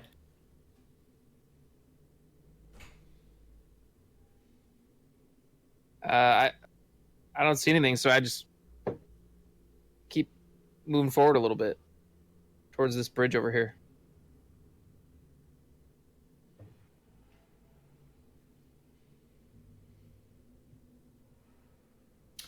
I didn't screw the map up, did I? No, everything looks good. Okay. I just realized something was wrong. All right. Spargle, can you make Link a established. Mic off. a deception check? A deception check? Yep. Yes.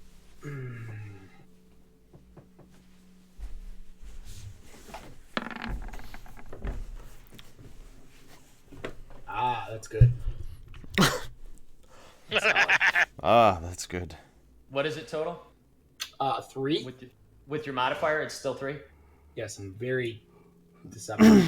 Okay, as you kind of wiggle your way by Alaric and Thoradin and try to get closer to Deckard, and you're carrying your weasel with you and just kind of bouncing around the room, you hear a voice in your head. It says, "You bring meat. You cook my meat with fire tricks. I let you live, or you only like burning villages." Ooh. Thanks for the nightmare. Great blazes of Hades. Did you hear that? I didn't hear anything. I heard it too. That's did something say something to you about some meat, Fargle? Yeah. He wants me to What? give him food. I think there's some kind of magic wizard in this thing. I don't know what's going on. You guys are crazy. And Dan, what do we see around us? So you see basically what I described. You're in a very natural cavern. There's a big chasm across the center of the room. There's two big pillars in the room that are sort of like holding everything up. And these 2 bridges, and that's about it at the moment. I'm going to cast Detect Magic as a ritual. Okay.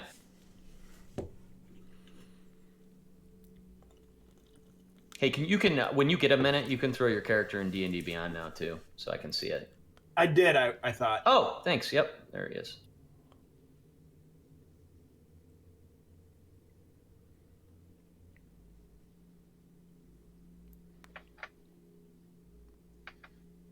Switched headphones, Will? All right. Yeah, they're too uncomfortable. I So think I you might did be that? sending them back. So you cast that?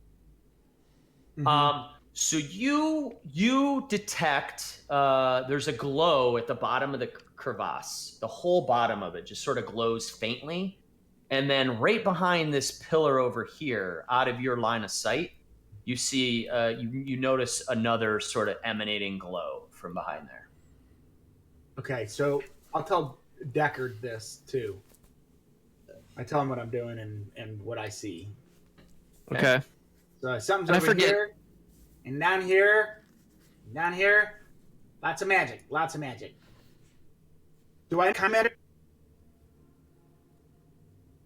Say that again. Do what? You cut out. Do I know what kind of magic? Like, does it have any kind of Yeah. magic? So the aura from down below is a necromantic or necrotic sort of Okay. emanation. The other one is just a more general sort of arcane magic aura. The one that's it's behind just- the pillar. And it's both of these are just like areas are glowing, not like an object, like a torch or a pillar or something. So the whole bottom of the crevasse is the Yeah. necromantic or necrotic sort of aura. Behind the pillar, it's sort of like emanating behind, as if there were an object behind it that is specifically emanating. Okay.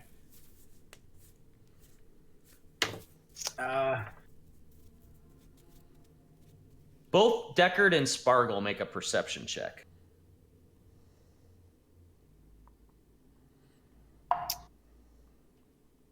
Okay, give me a sec here.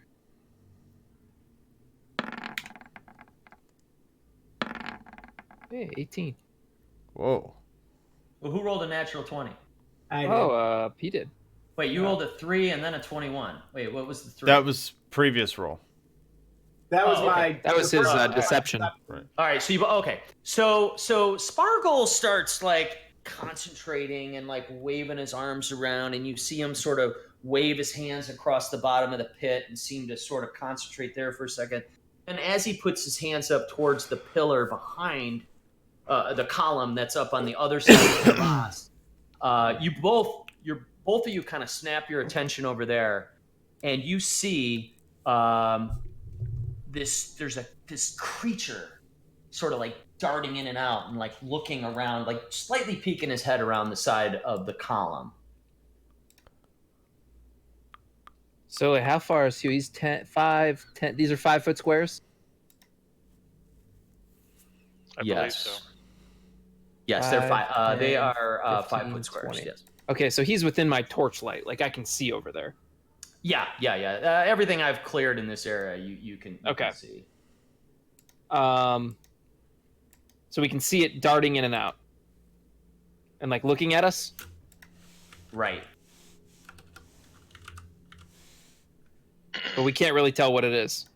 Sorry about that. I didn't know I had to click on my dice to make it disappear. Well, That's we only do for it you. individually. Oh, okay. All right. Hopefully, this doesn't show you the whole character sheet, but I'm showing this. Do you guys get that? Yeah, that's Nothic. Nothic? Do you see the character sheet? Yeah. I don't It's like giving it. us, No. it's telling us It's a information that you may not want us to know. Yeah, I just see a bio. Yeah. Once I don't see a wizards who character dared to sheet. unlock magical secrets that they couldn't fathom. I didn't want to show you all that. Okay, Yeah, they invaded close your it. sanctum and I Close it. purposely didn't read it. Oh, there it is again. there it is So again. you're showing Closing us it. like but we got the picture. Dan's like, I don't want you to know it, but know it. how many hit points did it have? All of them. Can I? So is it just kind of darting in and out? Like, can I shoot it? Yeah. So once you see it, everybody roll initiative.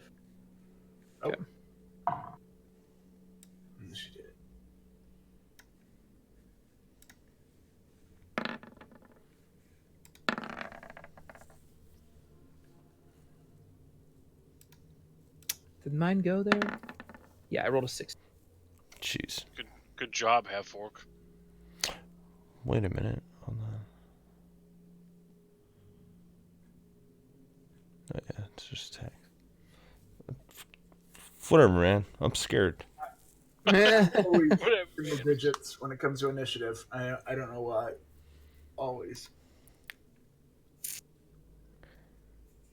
So we got Spargle with 8, Deckard with 16, Thoradin with 18, Lark 6.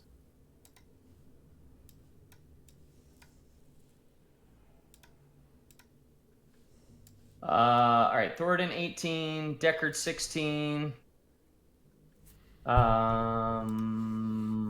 Spargle was 8. Yep. What was Alaric? 6.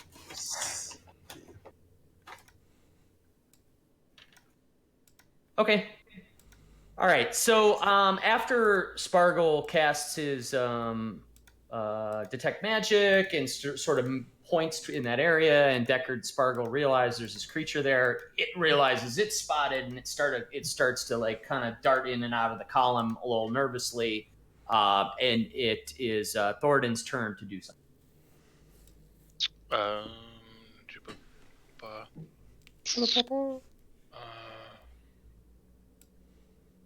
gonna cast Bless on Deckard. Okay. Thank you. Do you guys want me to read what it is, just so you get a refresher? Sure. Yeah. When you cast Bless, you cast it on 3 guys, dude. Oh, great! So I'm gonna cast it on myself. Make an attack. Myself, Deckard, and Big Allie. Big Al. Big Al. Big Al.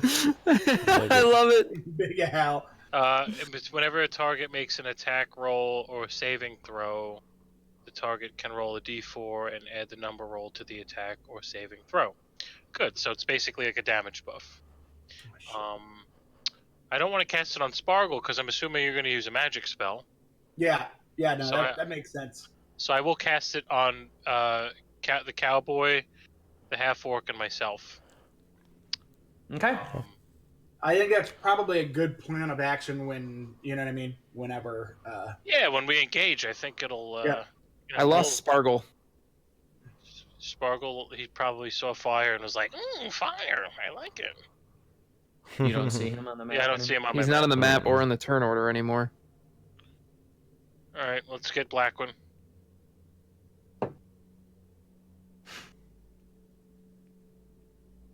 Here we go again. Now I don't see the mob either, the creature.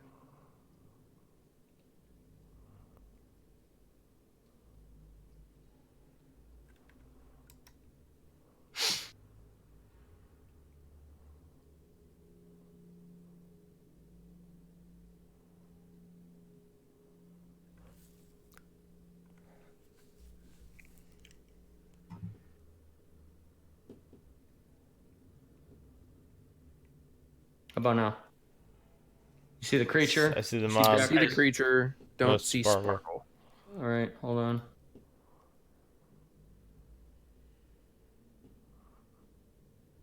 Now you see Spargle?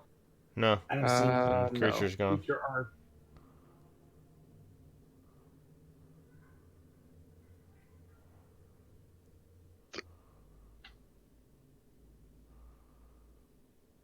when you did that thing with the yellow dot on each corner, is that you, Matt, when you cast Bless? Is that something you can actually indicate? I think I could. I didn't, though. Oh, okay. Actually, no, I couldn't do that. So it was Dan. It had to be Dan. Gotcha. All right, well, I see the mob again. Yeah, I can't get you to the right layer.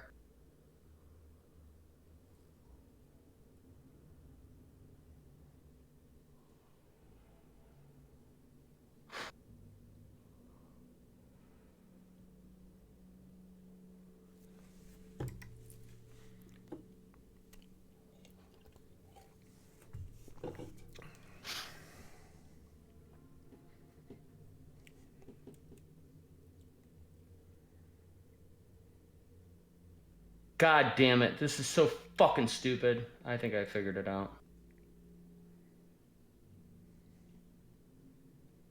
Oh, I see him. Yep. This is the dumbest fucking UI I've ever seen on a fucking thing ever. Okay. Is it Android? It's worse. All right. Sorry about that. So, good. All right. So you see the creature and everybody sees. Yeah, their everything's tokens? good. Everybody Yep. move their fucking tokens around. Okay. Mhm. All right, No. Gordon casts Bless. Everybody but Spargle now has a D4 that you can add to a savings throw or to an attack roll. Cool. And now that is until the spell ends. So that's for a minute. So that is every turn is 6 seconds. So that's a good 10 turns that everybody has that. That's fucking huge. Mm-hmm. You can add that to damage or an attack roll. No, You it's can just a do D20. a savings throw or an It's attack roll. D20, right? Got it. Right. It's like Okay. inspiration. Yeah, it's not All right. damage. So, so is it my turn? Or Matt, you're still up. Yeah. Oh, I'm sorry. Yep. I does could anyone else dash. want Can to I? do- Can I dash if I want? How Yeah, far is you that? could, 25 feet. You could, yeah, you can move. yeah, you can move. You want to get closer to the enemy for your. What kind of move? How far? I can move 25 feet. So let's see. I got some 5, 10. It's kind of 15. I can't really, can I move there? Is that okay? From here to there? Is that cool? Yep. Yeah, you can move through like sort of friendly squares and everything. So All right, 1, 2, 3, 4, 5. Yeah, that's cool. Excuse me. Okay. All right. Cool. End turn. All right, Spargle, it's your turn. Oh, did I skip you, Deckard? It's Deckard's turn. Yeah. Yeah. Sorry. Go ahead, Deckard. Okay. Get him. Get him. 1, 2, 3, 4, 5. So I'm going to approach our friend here. And on my way, and I don't know if this is like in my interaction, Dan, but I want to like toss my torch on the floor over here so I have light. Okay. Like I want to drop my torch basically. But if I could like toss it kind of right here. Yep, that's So, fine. like- A torch laying on the ground in a damp cave like this will go out at some point. It Can won't he just sit there throw it burning. at Murgulgurk if he wants, right in his face, like Aragorn does to the? That would be more of an action than an interaction. Mm-hmm. You know what I mean? That'd be like more of an attack. Just dropping it is one thing, but like throwing it and trying to hit somebody, it takes a little more time and accuracy.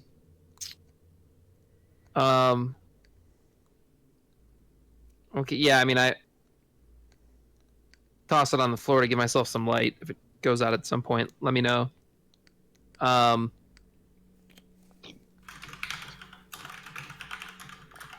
I am going to attack him with. I'm gonna draw my dagger and attack him with my dagger.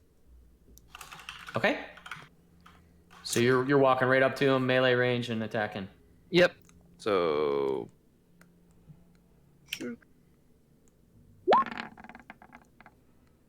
17 to hit. That's a good call. That's a hit.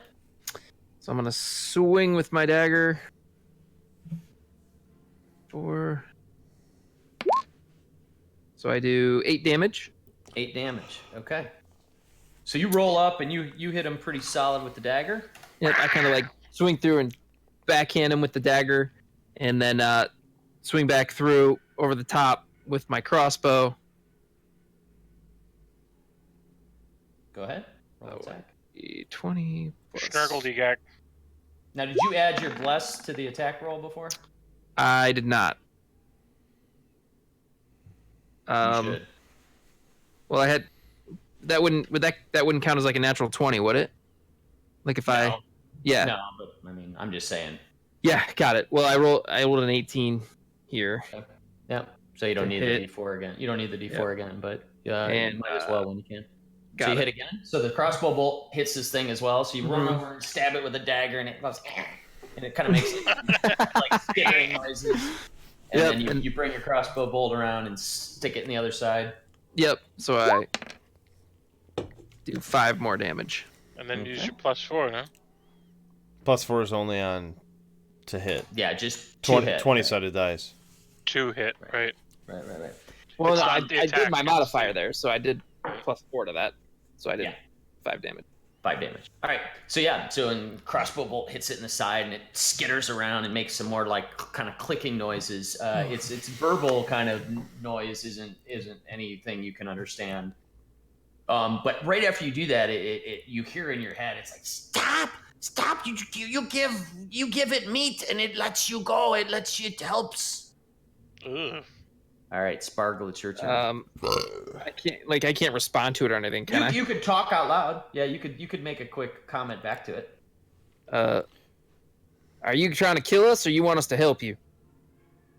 It says, it helps. It helps. Don't kill it. Don't kill it. Feed it, and it helps.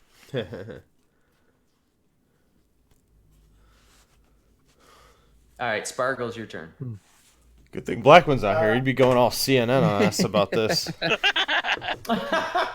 CNN. I'm gonna cast Mage Armor. Shit. Do you know how that works, by the way? You have to touch somebody who isn't wearing armor. Yeah, it's basically me, but I can't. It doesn't actually. I can't. I'm just basically doing a mental note to the armor class, right? It doesn't actually change anything. That would always Yeah, that we would just always have to work on know a that- Lark too. I don't wear any armor. So it's your AC plus your Dex modifier. So your AC would go to 15 if you're touching yourself, I'm like definitely touching you always do. As usual. Yeah, I'm touching myself, and I'm gonna move up. Is this in a square right here I can go to, Dan? Like right here? Yep. I Yeah, can't you tell can- if that's, Yeah. Yep. Okay. Yep. You're a little dude. You can kind of hang on the edge there. So I basically want to have like line of view towards this thing. Okay, so you did cast mage armor on yourself and then Yep. ran up to that spot. Okay. Yep. So your AC is like 15 now. Yep. And then just kind of, as you know, not really my action, but Stinkbag, he runs down my like from my shoulder down my leg, and then he kind of just runs up like off towards the wall. Okay. All right. Now that mage armor lasts for 8 hours. 8 hours. Yeah, I should have done this All in advance, but this is a new. I'm sorry about that. No, so you're good, but you used a spell slot for that, right? I cast it. Yep. Okay. So there's got it. one. I got one slot gone on first level. Okay, cool. All right, so so Sparkle kind of runs along the edge, dodges past the bridge. You see him like chanting some things, and he kind of like touches himself on his shoulders, and this like shimmering sort of like light goes around him, almost just like a slight glow all around him as he kind of slides to the other side of the bridge, and then releases his weasel. Great. Touches himself and releases then his takes weasel. out. Ugh. It's I like ain't punch doing at that. work. Oh no. And Yeah. it reaches the floor, if that tells anything about the weasel. Because he's 2 feet tall. Oh my All right. God. So, all right. Anything else you want to do? Nope. I'm good. So the creature who has like it's this like you saw the picture of it. I was trying to show you the picture without showing you the whole goddamn stat sheet, but it's just this alien looking little like 4-legged gremlin looking creature whose most of its head is just a big eyeball essentially, and it's kind of jumping around kind of like a monkey almost. Like it's got the 4-legged, sort of uses its arms and legs to kind of like crawl around these pillars and rocks. So it's Deckard's in its face, and it's scrambling around, and it again to you, Deckard, says, "Stop killing it, it'll help you, go away." And at that moment its eye focuses right in your eye. You guys kind of like meet, like your stares sort of lock. Make a Constitution savings throw. Okay.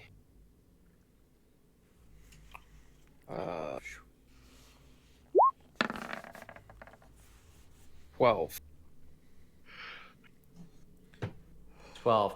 Okay, you feel like this like weird sensation for a second, but you're able to like just sort of with your own sort of fortitude and just sort of will, you just sort of stare him back down, and it doesn't seem to have any effect. Oh, he's trying to turn you to stone. As that's what's happening, it takes its two claws and just whip and strikes at you 2 times, left and right. Okay. First was a 12 to hit, I have 6. That's a miss. and the next one was a 7. All right. So you came up and got right in his face, and he's trying to negotiate with you mentally, and he seems a little bit like sort of reeling back, and just doesn't seem to hit with either one. So, Alaric, it's your turn. Okay. Let me double check this. Kick his ass, Seabass. He seems like it's trying to help. I can't. Do we have any meat? Can we feed it the weasel? Dude, he just tried to kill you. It needs meat. Are you going native on me? All right, Blackwing, calm down. You going native on me, Will? Going native on me? So Lark's gonna charge up here about 25 feet. Oh, don't slip off of that ledge, man. And he's sure-footed. Don't worry. And mid-run, he's gonna whip out a javelin. Oh God! Seeing as how we're all touching ourselves, and he's gonna chuck a javelin right at this fucking creepy floating. Right as an eyeball. Yeah. All right, roll your attack. Don't forget you're blessed. Well, oh wait, hold on. Sorry, wait. I changed. I have new things. I forgot about this one. I have new things. Okay, so this is only for. All right, never mind. Hold on. Should we try and feed him? Melee. I don't know. Maybe he has information. Shut your mouth. He said that right before he tried to claw. I know, right? That's what I'm thinking. Like, if you Decker, really too. meant that, you wouldn't have. Yeah. Right. Fucking kill him. But So Decker it's- did kill or attack him first. So as Alaric's running up, he is gonna just let out Fart. just a blood curdling scream. And go in full rage mode here. What else is new with this fucking guy? Even though logistically it doesn't really make sense, but that's fine because that's how I want to roleplay it. But yeah, I'm still gonna go with the javelin throw. Can I do that? Fucking shit! I can't remember this. Oh, this is the stupid thing. Hold on. That could bet a duck. So dumb that this doesn't show it on my page. What Sam Hill was that? On your first attack, you could attack recklessly. Doing so gives you advantage on melee attack roll. Okay, so none of this shit matters for ranged. Okay, all right. I'm just gonna chuck a javelin at this guy. And I do have bless, right? Yep. So you get +4. Wait, so did you rage? I did rage. It does nothing for this though. Okay. It doesn't even make sense. I'm just using it as a bonus action. Gotcha. What does it just help from like melee range stuff? Yep. And I just picked up Frenzy Attack, which gives me an extra attack, but that's only melee. Which is What's your ranged. distance? What's your range of movement? My walking speed's 30 feet. Okay, sorry. So +6 to hit. Oops. Nope. And what is the bless plus? It's Plus a D4. Another D4, yeah. Yeah, let me just roll the D4 then.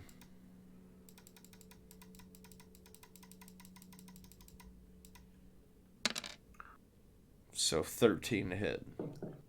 13 total. Okay.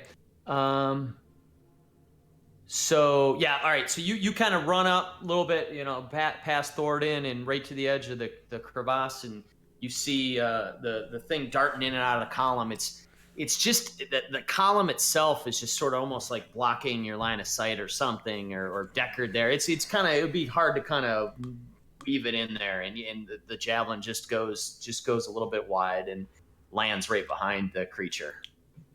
Okay. All right. Thoradin, your turn. I would like to use Divine Sense. Okay. I like it. I can detect good and evil. I can sense anything affected by the spell, or know the location of any celestial, fiend, undead within 60 feet that is not behind total cover. So anything within 60 feet.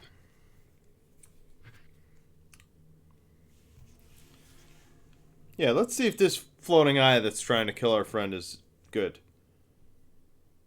It'd be fine. I Hold on one second. could throw like a fucking T-bone at him.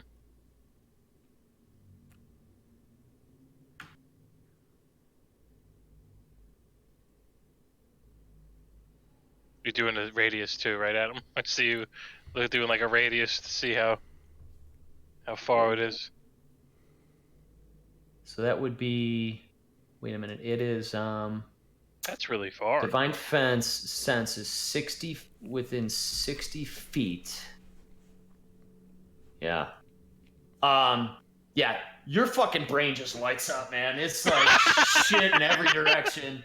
The closest thing though is the creature right in front of you. Definitely gives off an aura of evil. But you're also you're sensing that there's a good 10, 12, 15 other entities in your vicinity that are all also evil. Well, it says celestial, fiend, or undead. I don't know what that means. So yeah, It means like good, Are, like, evil, devil. or like mindless undead. Celestials are good. Yeah, like whatever, angels and things like that, devils and things like that. But then anything that's an undead creature. All right. So you would know the location of anything that's celestial, fiend, or undead. That's not behind total cover. Right. So I'd have to have line of sight on them, I guess. Yeah. Oh, okay. So, all right. Retcon that. Yeah, I didn't tell you that. So your brain doesn't light up. You just there you go. it was the fucking. If it wasn't a spoiler, there's a bunch of bad shit down here. But yeah. So I guess what you're looking for is that this creature in front of you is definitely emanating aura. Okay. Well, that's my action. I guess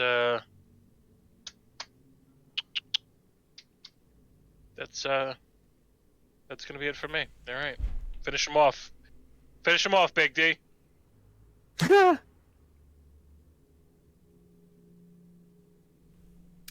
And also, again, you notice that the bottom of the crevasse is sort of emanating also a bit of an aura.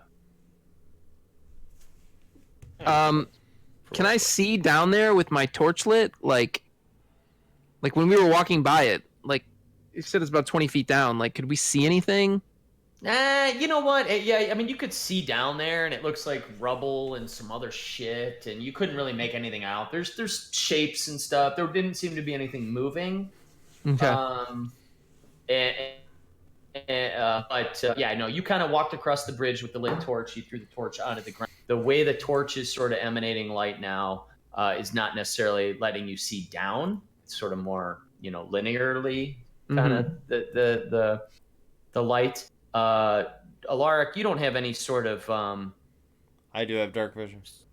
Oh, you have dark vision? I do. So do I. So yeah, Alaric and Thornton, like you see down in there, and you see like stuff. You see like like bags and boxes and Ooh, treasure.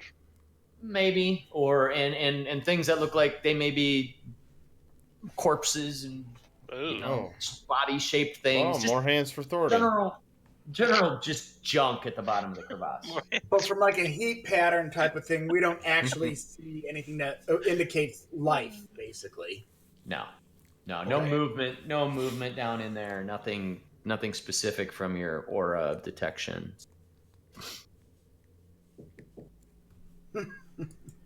More hands for me. All pugged out. I just. So Deckard, it's your turn. So this thing's reading my mind or saying things to me anymore? Like, Ow. Yeah, I mean the last thing it keeps sort of pleading to you that just feed it and it'll help you, and it keeps saying things like that. What, So to mess with Deckard, I start whispering in his direction. I go, I'm gonna kill your horse. I'm gonna kill your horse. Oh God.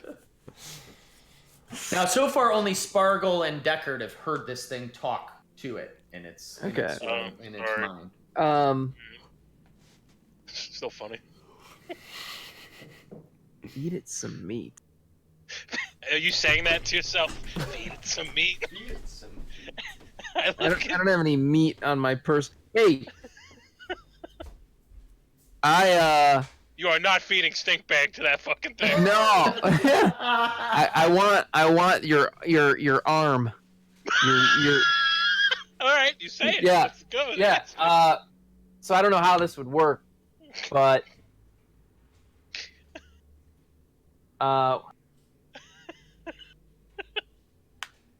Hope Mander, I need a favor. yeah. Damn it! It's gonna be your turn, and I don't want to kill this thing. Screw it. Let's have some fun. So I'm gonna run. I'm gonna use my action to dash. So I guess he gets an opportunity attack. Wait, oh, hang on. How many? 1, 2, 3. So I Maybe can if the move. DM is cool. Maybe he'll let Yeah, me. I mean, I'm gonna. It's an action to disengage, right? Right. I don't want to use my action. So you know what? I'm gonna run back over to like where I guess kind of where Alaric is. So that's 1, 2, 3. So like kind of Yeah, right. I don't in- know. I don't know if that square's good to land on. I think that's pretty tight there. So you can land at the other side of the bridge. So like here I can get to. Uh-huh. Yep. So there's no way I can get to Thoradin. I went 1, 2, 3. I mean, you can move past him. Maybe I could just chuck you the hand. Maybe Dan will be cool. Yeah, like I want to take the hand from him. So Okay. So what are you gonna like? What are you saying? I'm kind of running back, and I'm saying, "Ho, Minder, give me that arm. Give me that dead arm you got. Why do you want the arm? Give this guy some meat."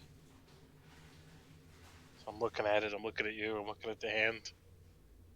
And so I take the hand and I put the finger out with the hand and I go, if you can tell me that you're going to get me another hand by the time we leave this cave, I'll give it to you. I promise you, brother. I'll get you another hand. I'm holding you to your word, lad. All right.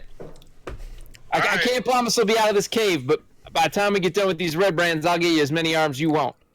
All right. So I take the hand. I agree to it. And So I don't know if where do I have to go to, So Dan? can I Can reach you to? chuck it to him? Can I just Yeah, you could throw it. Hold You're gonna on have to one make some second. kind of check.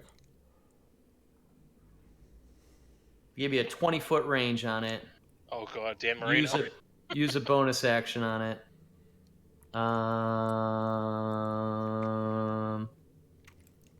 Now let's see. Why don't both of you do a dexterity check? All right. Matt to see how accurately he throws it. What about And, athletics? Athletics would be better, wouldn't it? I mean, football. No, this is a finesse kind of thing. All right, All dexterity. 16 for me. right. Oh god. All right, it's not looking good for me. So that's It's not hard to throw it. The catch is the better part. So okay. only thing so is you're throwing it over Alaric, who's a really big sort of presence in the area. All right. Yep. So you toss it. The throw's decent. It kind of goes right over Alaric's shoulder and kind of like looks. Is like, "What the fuck are you throwing this dead hand at me for?" and Deckard grabs it out of the air. All right, and that was your movement and your bonus action. Okay, and that dude gets a opportunity attack. Right.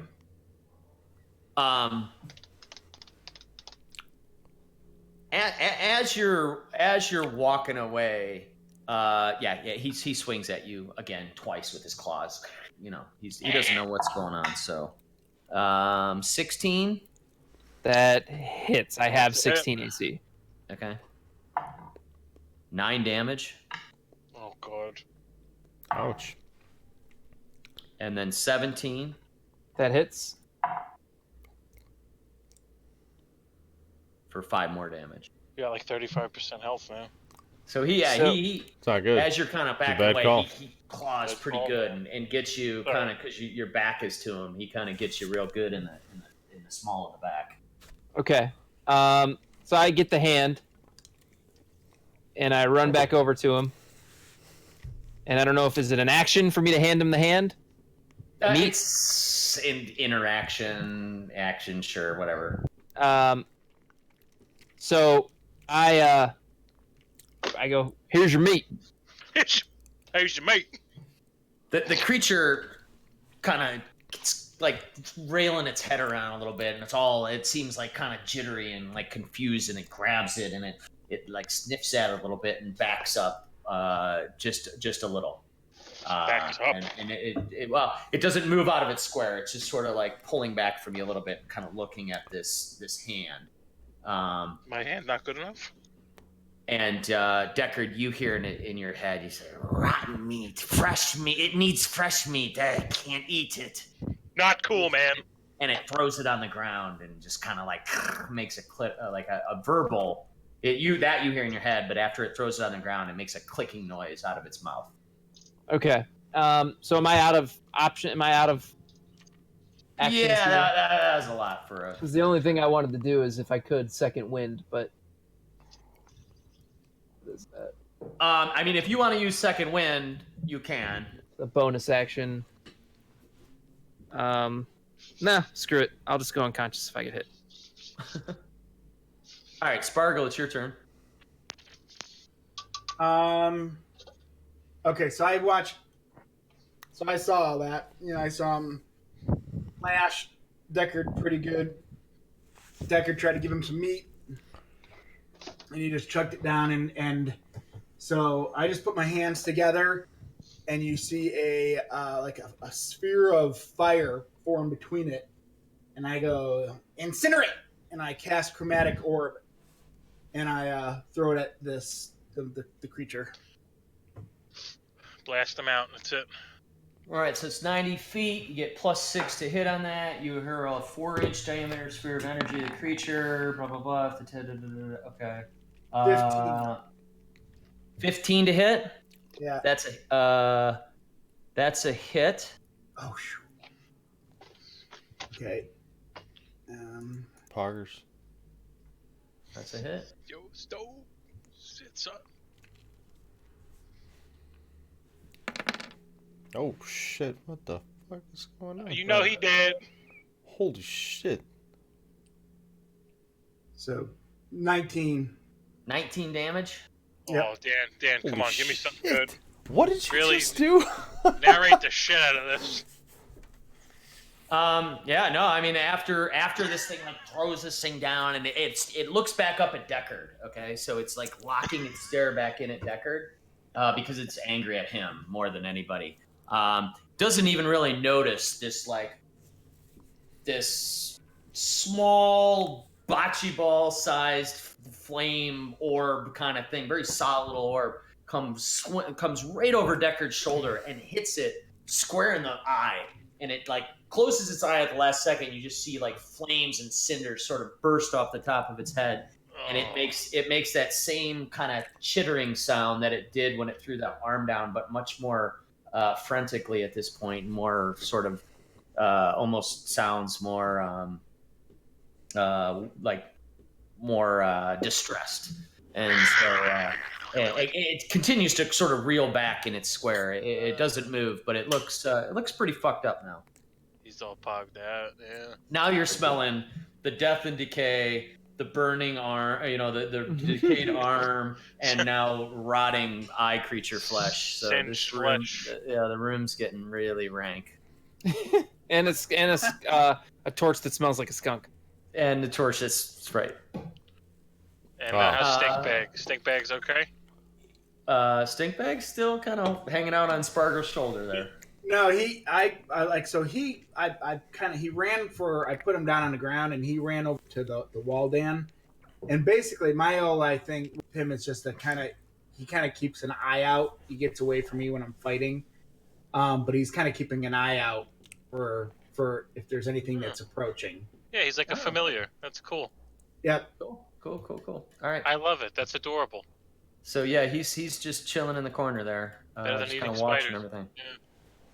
So like, yeah, Dan, like if that's open right behind me, like, you know what I mean? He's like kind of like over here. Yeah, this is like a natural cavern with the crevasse in the middle, and then some man-made sort of hallway right behind you, and so it's like a mismatch of like natural cave and a little bit of a constructed area. So he finds tons of places where he can kind of just tuck into a little nook and watch everybody. So yeah, he's right over your shoulder, back behind you in the wall. Anything else you want to do? Nope, that's it. Okay. At that moment, the eye creature had been like really just engaged with Deckard, but now this like big fireball. He Spargo, you in your head you hear, "You're not going to feed it. You're evil, vile creatures. I kill you all." And he's staring at you as you hear this, and he's just staring you right in the eye.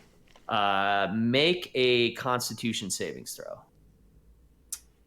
Just general constitution. All right. Yep.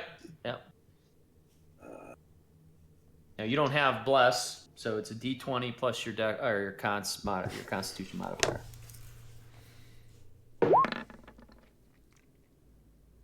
17.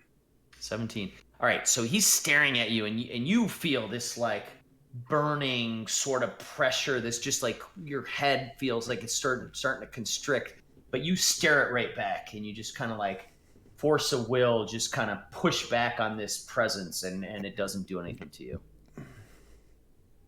At that, he turns back to Deckard and slashes again with one of his claws. 21 to hit. That hits. 8 damage. Okay. And Thoradin, make a charisma, make a deception check.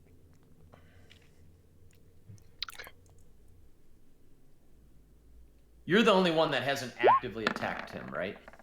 Correct.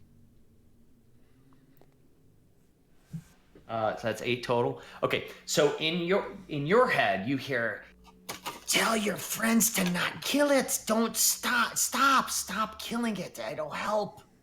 Give it meat, fresh meat."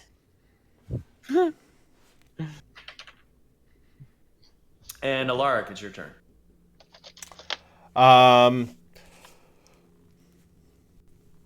So Alaric is just going to just mad rush this thing. I'm gonna get up right next to it. Maybe we should try feeding it. Is this Alaric's not gonna hear that. Okay, all right, that's right. Just I mean as he's running up and just the blood rage, he's not gonna hear anything. Yeah, Deckard looks real fucked up, by the way. Yeah, this thing's been going to town on Deckard, kind of clawing at him and stuff. The fuck else is new? He's still smoldering from his head. He's got like singed fucking flesh and stuff, and it's really wriggling around as you guys are fighting it. It seems like it's kind of beat up as well. Okay, so I'm gonna take a swing at this thing with my greatsword, and I'm gonna do it recklessly. So I'm gonna get advantage on the attack. I am raging. Deckard, whatever you do. Let me see.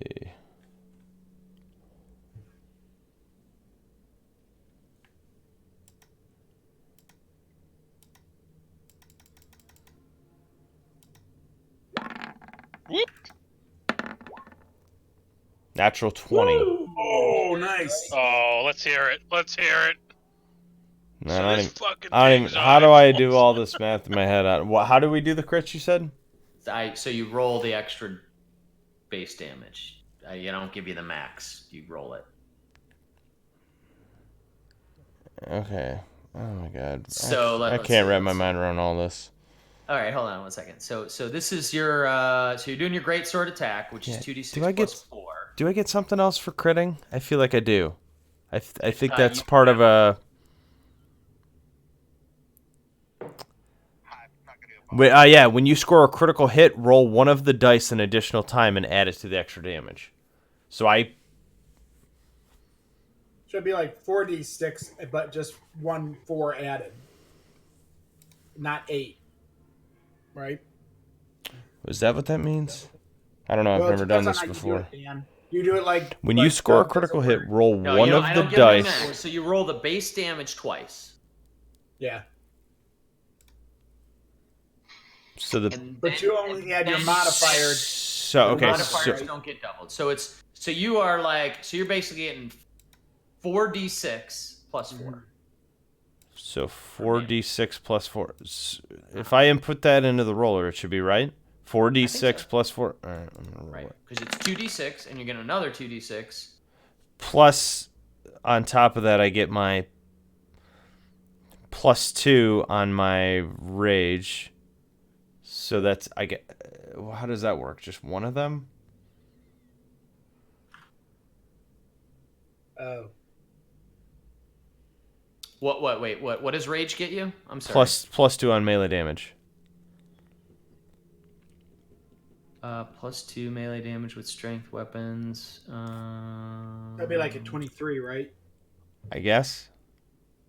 Right. That's a modifier, so you don't double that. The only thing the crit does is the base. You roll the base damage. The 2d6. Which was 2d6. Right. So you did 2d6 plus 4 plus 2 plus your other. Okay, so it's 23 on that roll. Right.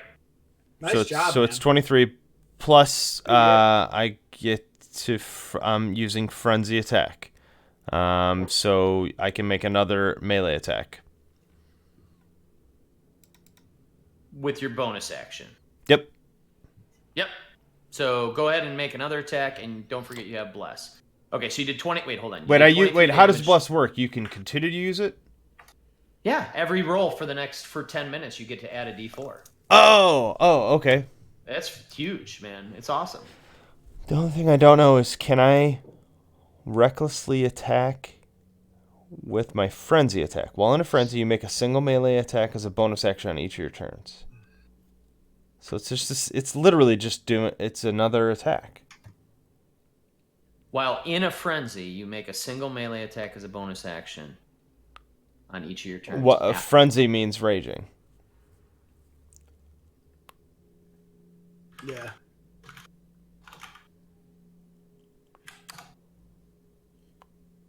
Hold on. You can go into a frenzy when you rage. You didn't go into a rage this turn. You did it the I did it previous in turn, past right? turn. Right. And I stayed that way for 10 rounds.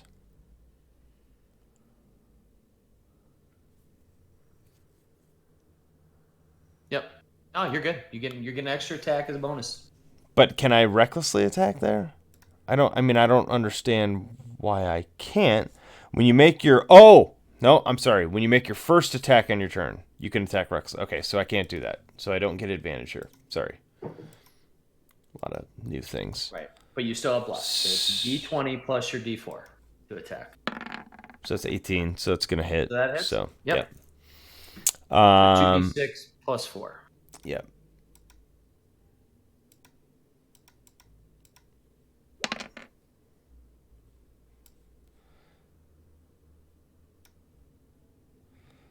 No, and plus another 2 for my rage. Sorry, so 13. I guess I should Okay. just add that in there on the So, modifier. yep, Alaric rolls up. He's rage, like muscles. He's like knocking over Deckard as he gets there. He's like not even like just like kind of like stumbling or almost just like inelegantly, just just slashing at this thing. It doesn't even seem like he's trying to be precise about it, but his first strike just comes down right through the center of the open bulbous eye. So the creature didn't even have a chance to put any arms up or protection or get out of the way. The first one just slices literally through the gelatinous part of this big eye, and you just see this just combination of blood and just like oozing gel just kind of like come out, and then it still seems upright for a second, and it's trying to like get out of the way, and then Alara comes back around and hits it straight in the side, and it just collapses to the ground and just twitches a couple times and then goes completely silent. Oh, Nice, dude. Hey, you know that scene in Elf when he burps for like an hour and he goes, "Did you hear that?" So after Alara kills this thing, he's gonna turn around and go, "Did you see that?" I want to see this. What do we got here? That's just You did like chaos. 36 damage there, dude, in that one act. That's crazy. That's a lot of shit. Insane. All right, and so at that, this eye creature just kind of drops to the ground. This room is rather quiet now. It still stinks of decaying flesh, and it's cool. It's cold. It's quiet in here, unlike the caverns you were in before that had like the rushing water and stuff. It was like real loud. You could almost hear a pin drop in this place. It's again, it's sort of a natural cavern with little like offshoots that look like they were man-made. And then again, there's a bunch of stuff down in the chasm beneath you. I do say out loud, I point to the chasm, and I'm just like, I see death magic. Just kind of a warning. Mm-hmm. Hmm. So what can we do about that? Deckard kind of like falls to a knee and like just sits down with his back to this pillar, all bloody. Like, I'm always getting fucked up. Yes, you are, lad. You are always. Let me heal him. No, I hold my hand up to like, don't worry about it, Thornton. I got Yeah, it. I'll be as all you right. bleed out. Yeah, don't worry. If we can just rest here for an hour, I think. for think 8 we'll be hours. Nah, just an hour.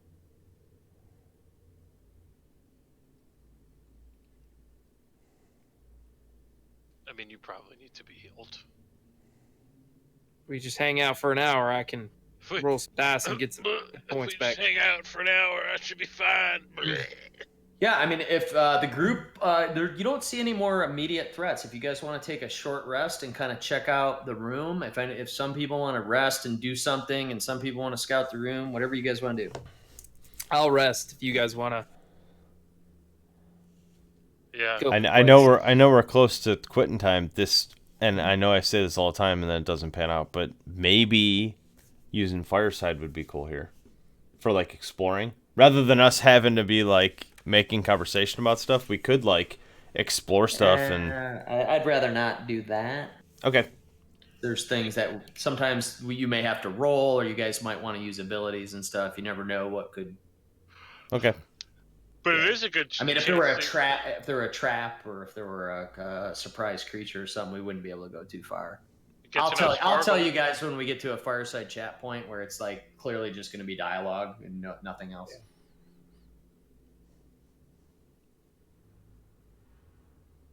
Okay. And we'll call the session after we're sort of done with this room. Yeah, you guys want to explore. Yeah, so Deckard kind of drops down. He's definitely the one that got the brunt of this creature's aggressiveness, and so he's kind of like wrapping himself up and just kind of resting and taking care of himself. What else does anybody want to do anything else in this room? I just want to see this nook over here. I don't really care. I'm just gonna kind of watch Deckard. I want to make Yeah, sure. I'll this search area- around a little bit here too. Okay, where are you guys looking?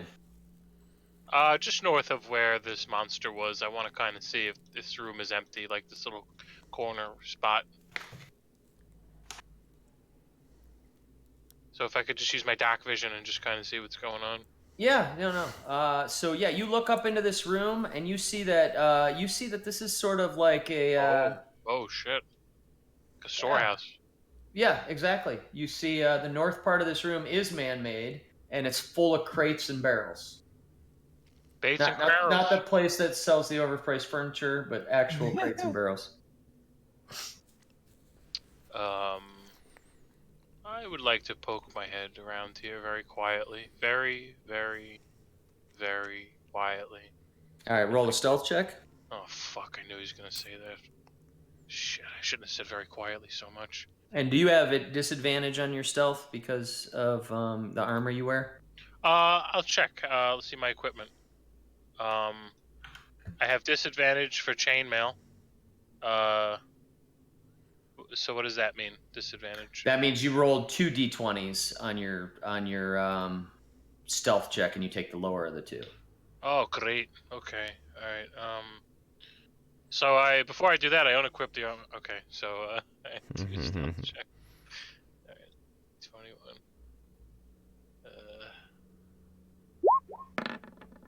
All right. Well, you can't get much worse than that. So I Okay. trip over a rock and I fucking hit a bunch of crates and everything fucking falls out. Right. So as Deckard kind of like slumps down and starts bandaging himself, Thornton just kind of runs north and walks into a wall and then knocks over a bunch of barrels. That's what I would do in real life, so it doesn't matter. After you knock over the barrels, though, you see that the barrel busts open, and you notice that everything in this room is really just sort of like shit that maybe the Red Brand stole. There's a lot of like provisions and goods that are basically garbage. But you do notice one bigger crate full of like pelts that look like good fur pelts that you guys know to be worth some money. There's about 30 of them. And by your approximation, these pelts are worth about 2 gold apiece. All right, so I take all of them and I kind of fold them up and put in my bag. It's the size of, I mean, putting them all together is the size of like a large Glad garbage bag. You know what I mean? So it's like, it's a bulk to carry. So you'd say it's pretty hefty? Yeah, so you're welcome to carry them, but at some point you're going to become encumbered. All right, so I'll grab some of those pelts and I'll bring them back to this little nook and I'll slap them on the ground and say, "Here's your bed, Deckard. Now get better, you little bitch." Hope matter. If I get better. You know what? I'm not gonna get you that wine anymore. I know. But you still owe me a hand, you little bastard. That's right. It's laying on the floor right there. Slap him on his fucking face. You can always get it on our way out. You know, if you want to grab it on our exit, you could. Yeah. So Deckard, you're welcome to sleep on them for a better short rest. And if you guys want to take them now, you can. I'm gonna kind of keep track. It might weigh you guys down a little bit, or you can leave them in a big pile here.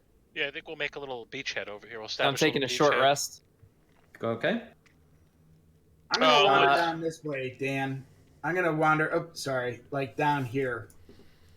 Okay.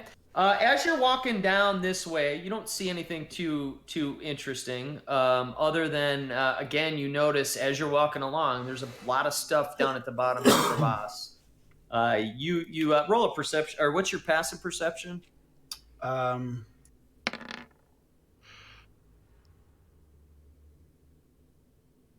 Shit, what can I see? Passive perception is 11. Is that your second win, Will? No, I just rolled my short rest die. Oh, okay.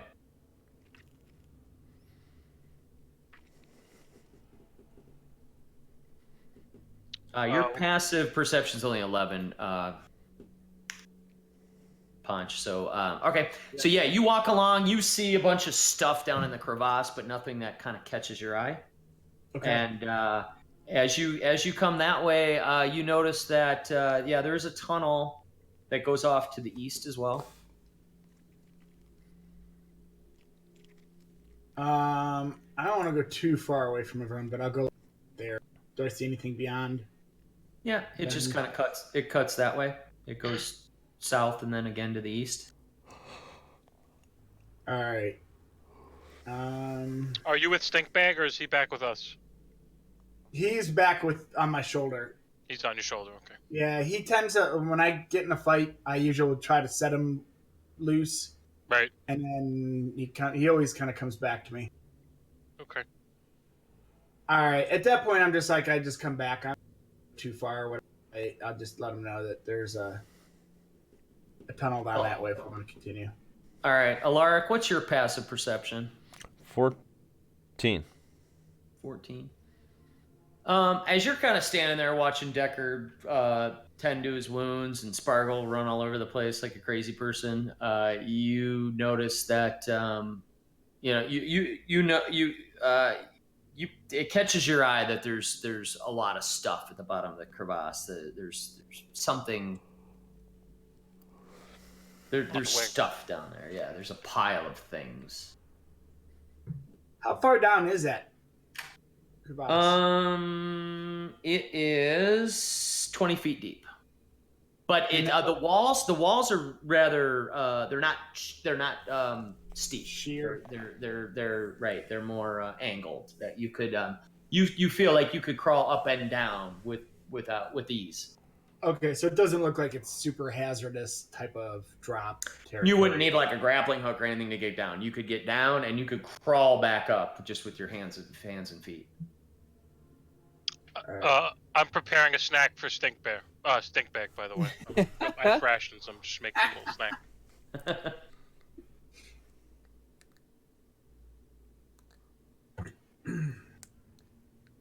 What do you guys think? Should we check that? I would like. So who can swim? I'm not a good swimmer. I'm a dwarf. I have armor on. There's no I'm not water. Oh, there's no water. I don't know why I thought there was water. Yeah. No, why don't one of us go down there and see? No. So I would say anybody but Deckard can go down there. Deckard's in the middle. I'll of, go down. those. I'd like to feed Stinkbag first, and I'll go down. All right. He does he grasps it with his paws. What are you handing him? I don't know. I have rations. What are in my ration? What those usually? Yeah, Like it's like Belsamar blood sausages or beef jerky kind of shit and bread and like biscuits and crackers. All right, so I give him some beef jerky. I chop up a little beef jerky and I feed him jerky. All right. He grabs it, his paws, rolls it around, He likes meat. sniffs, starts eating it, whatever. Yeah. And he's very focused on you now. He's like, good. I'm petting him. I start petting him. I'll rub his head a little bit. All right. Okay. Stuff. All right. Yeah. All So I'm right, ready to go. I'm ready to go down to the Crevassier now, so I can go down there and. Yep. All right. So you make it down. But I'm like scared because I'm like fat and heavy and I'm short, so I kind of got like 1 foot trying to like reach the bottom, but I'm really not close at all, but like I'm still trying it. Yeah, and it's not that steep. So you even though you're a little bit nervous, you Right. make it down 20 feet. Not a big deal. You make it to the bottom. I mean, 20 feet for you is like a lot more Like than 50 20 feet, for a lark. But yeah, you make it to the bottom and you're safe and sound. And now you get to the bottom and you kind of look around and you see that it's mostly garbage. But there's a broken wooden crate kind of tucked into one side. Oh. And then you see, unfortunately, you've landed right next to a half-eaten body. Oh, That's okay. Yeah, that's my favorite. That's my favorite. And just at a quick glance, it looks like probably one of the villagers of Phandalin. Okay, so I take out what do I have? Do I have a bone saw? No, I don't. All right, no, I take my mace and I just try and cut the hand off. Like I try and just. You're the weirdest holy paladin I've ever met. There's a reason why. All right. So yeah, I just start hacking the arm off. Yep, and with these, you get the half And I show it to you guys. Hey guys, I got another arm. Tell Declan he doesn't have to worry. And I just put that in my pocket. All right, so The All right. Go ahead and add that to your inventory. Another fucking gross. Another fucking thing. Go ahead and write it in there as a gross severed arm. Oh, And yeah, also again, there's what's the yeah. weight on that, Dan? you're good. It's like a pound. Okay. It's mostly been eaten, so you're all right. All right. And there's this like big wooden box there too. It's closed right now. All right, crack it open. So I take my mace and I just fucking crack it open. Okay. Even though it probably would have opened anyway without that, but Make an attack roll. why? What did I do? You attacked a wooden box with a mace. I want to see what happens. I did. If You're there's right. anything fragile in it, it's probably Oh broken. God, what an asshole! All right, so that's I got to do a hit roll, right? Or was it? Yep. Okay. And don't forget, you're blessed, so you have to add a D4. All right, so that's plus 5, 20. Oh jeez, I'm definitely gonna fucking smash this thing.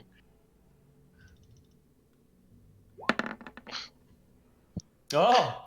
Hey. Roll your D4.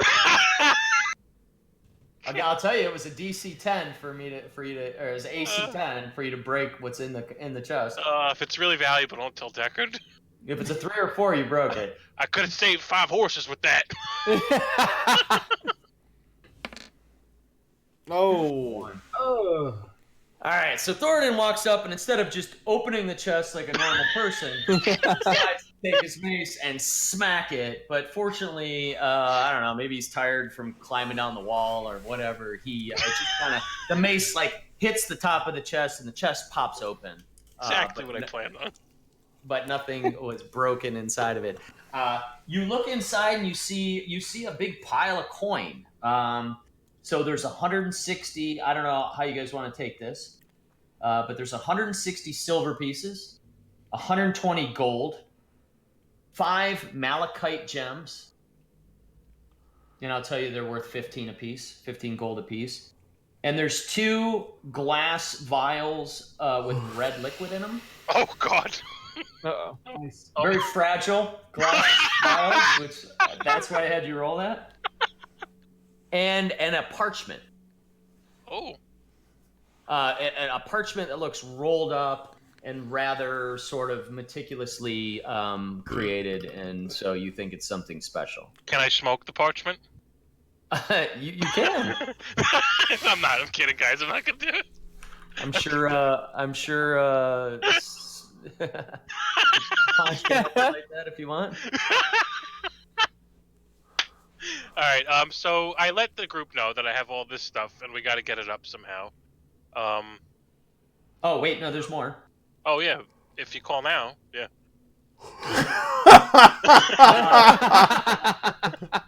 But wait, there's more.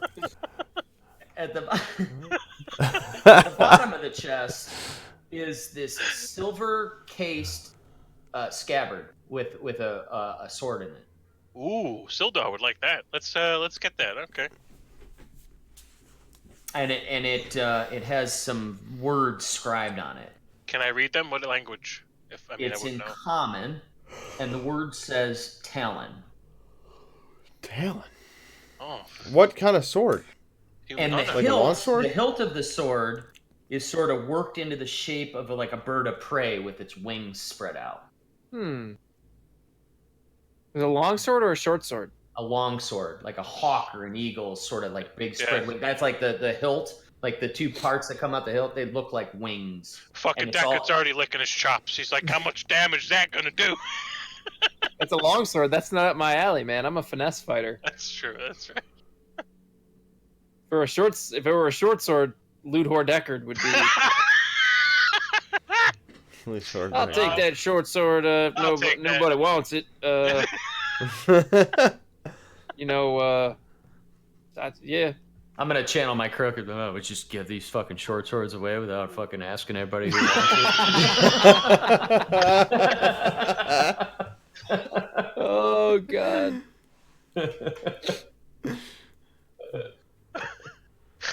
But yeah, no. So Matt, like you're sifting through all this stuff. There's a lot of coin, so that's good. So somebody needs to take all this coin down. I love coins. So go ahead. I don't know who wants to grab You it. take it. Yeah, Thornton Matt, why can don't take you it add and all just to your inventory. All these coins. Yeah. yeah.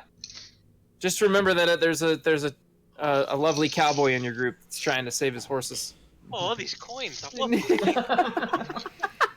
And you know what? After this, Matt, So many coins. hey Matt, I'll slack you all the stuff you got. Right. So you got 160 silver, 120 gold, 5 gems that are worth 15 gold apiece, 2 red potions, which you guys have seen enough to know that they're potions of healing. Yep. And basically a scroll, and you're not sure what the scroll is. Oh, And then, smoke it. most importantly, you found this sword. What is it? What do you want to do with the sword? I feel like it has magical properties, but I wouldn't know that. So, I call Big Al. Big Al, I need help. I got stuff I need to get up.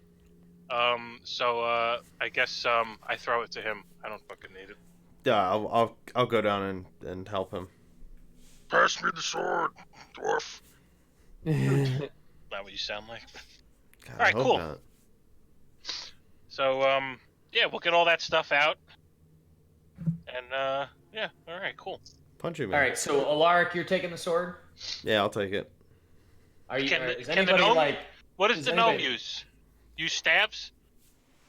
Yeah, Long stabs, daggers, daggers. quarter. Yeah. Okay. A long sword's nowhere. I mean, that's way too big for me. That is okay. If you know what, if I look at the scroll though, I could probably at least figure out what it is. Oh, okay, so let me And give also, as a ritual, Dan, I could cast detect magic to see if Talon is magic. see if you can identify it. Okay. Why don't we? I could take this stuff to Fireside Chat. So I'll explain everything that you got, so you can add it to your character sheets, and then we can inspect the scroll and the sword a little bit. I'm cool with doing that, and you guys can explore what that is a little bit. How come he gets the sword? And since this area seems to be relatively quiet right now, I think it's a safe place to have a short rest, as Deckard took. Did Stinkbag eat this food? He liked it, right? You did. Okay, Yep. cool. Thanks. That's right. You're welcome. He's my favorite. He's gonna like Minkles when he meets Minkles. All right. Well, I'm gonna end the stream here. Cool. So All right. everybody that stopped by, thanks for watching. Thanks, Kang. We appreciate it. So we'll pick up right from here. So you won't have a long rest, but whatever you did in your short rest, and we'll sift through these items and divvy them up, and we'll pick right back up from here. Cool. Sounds good.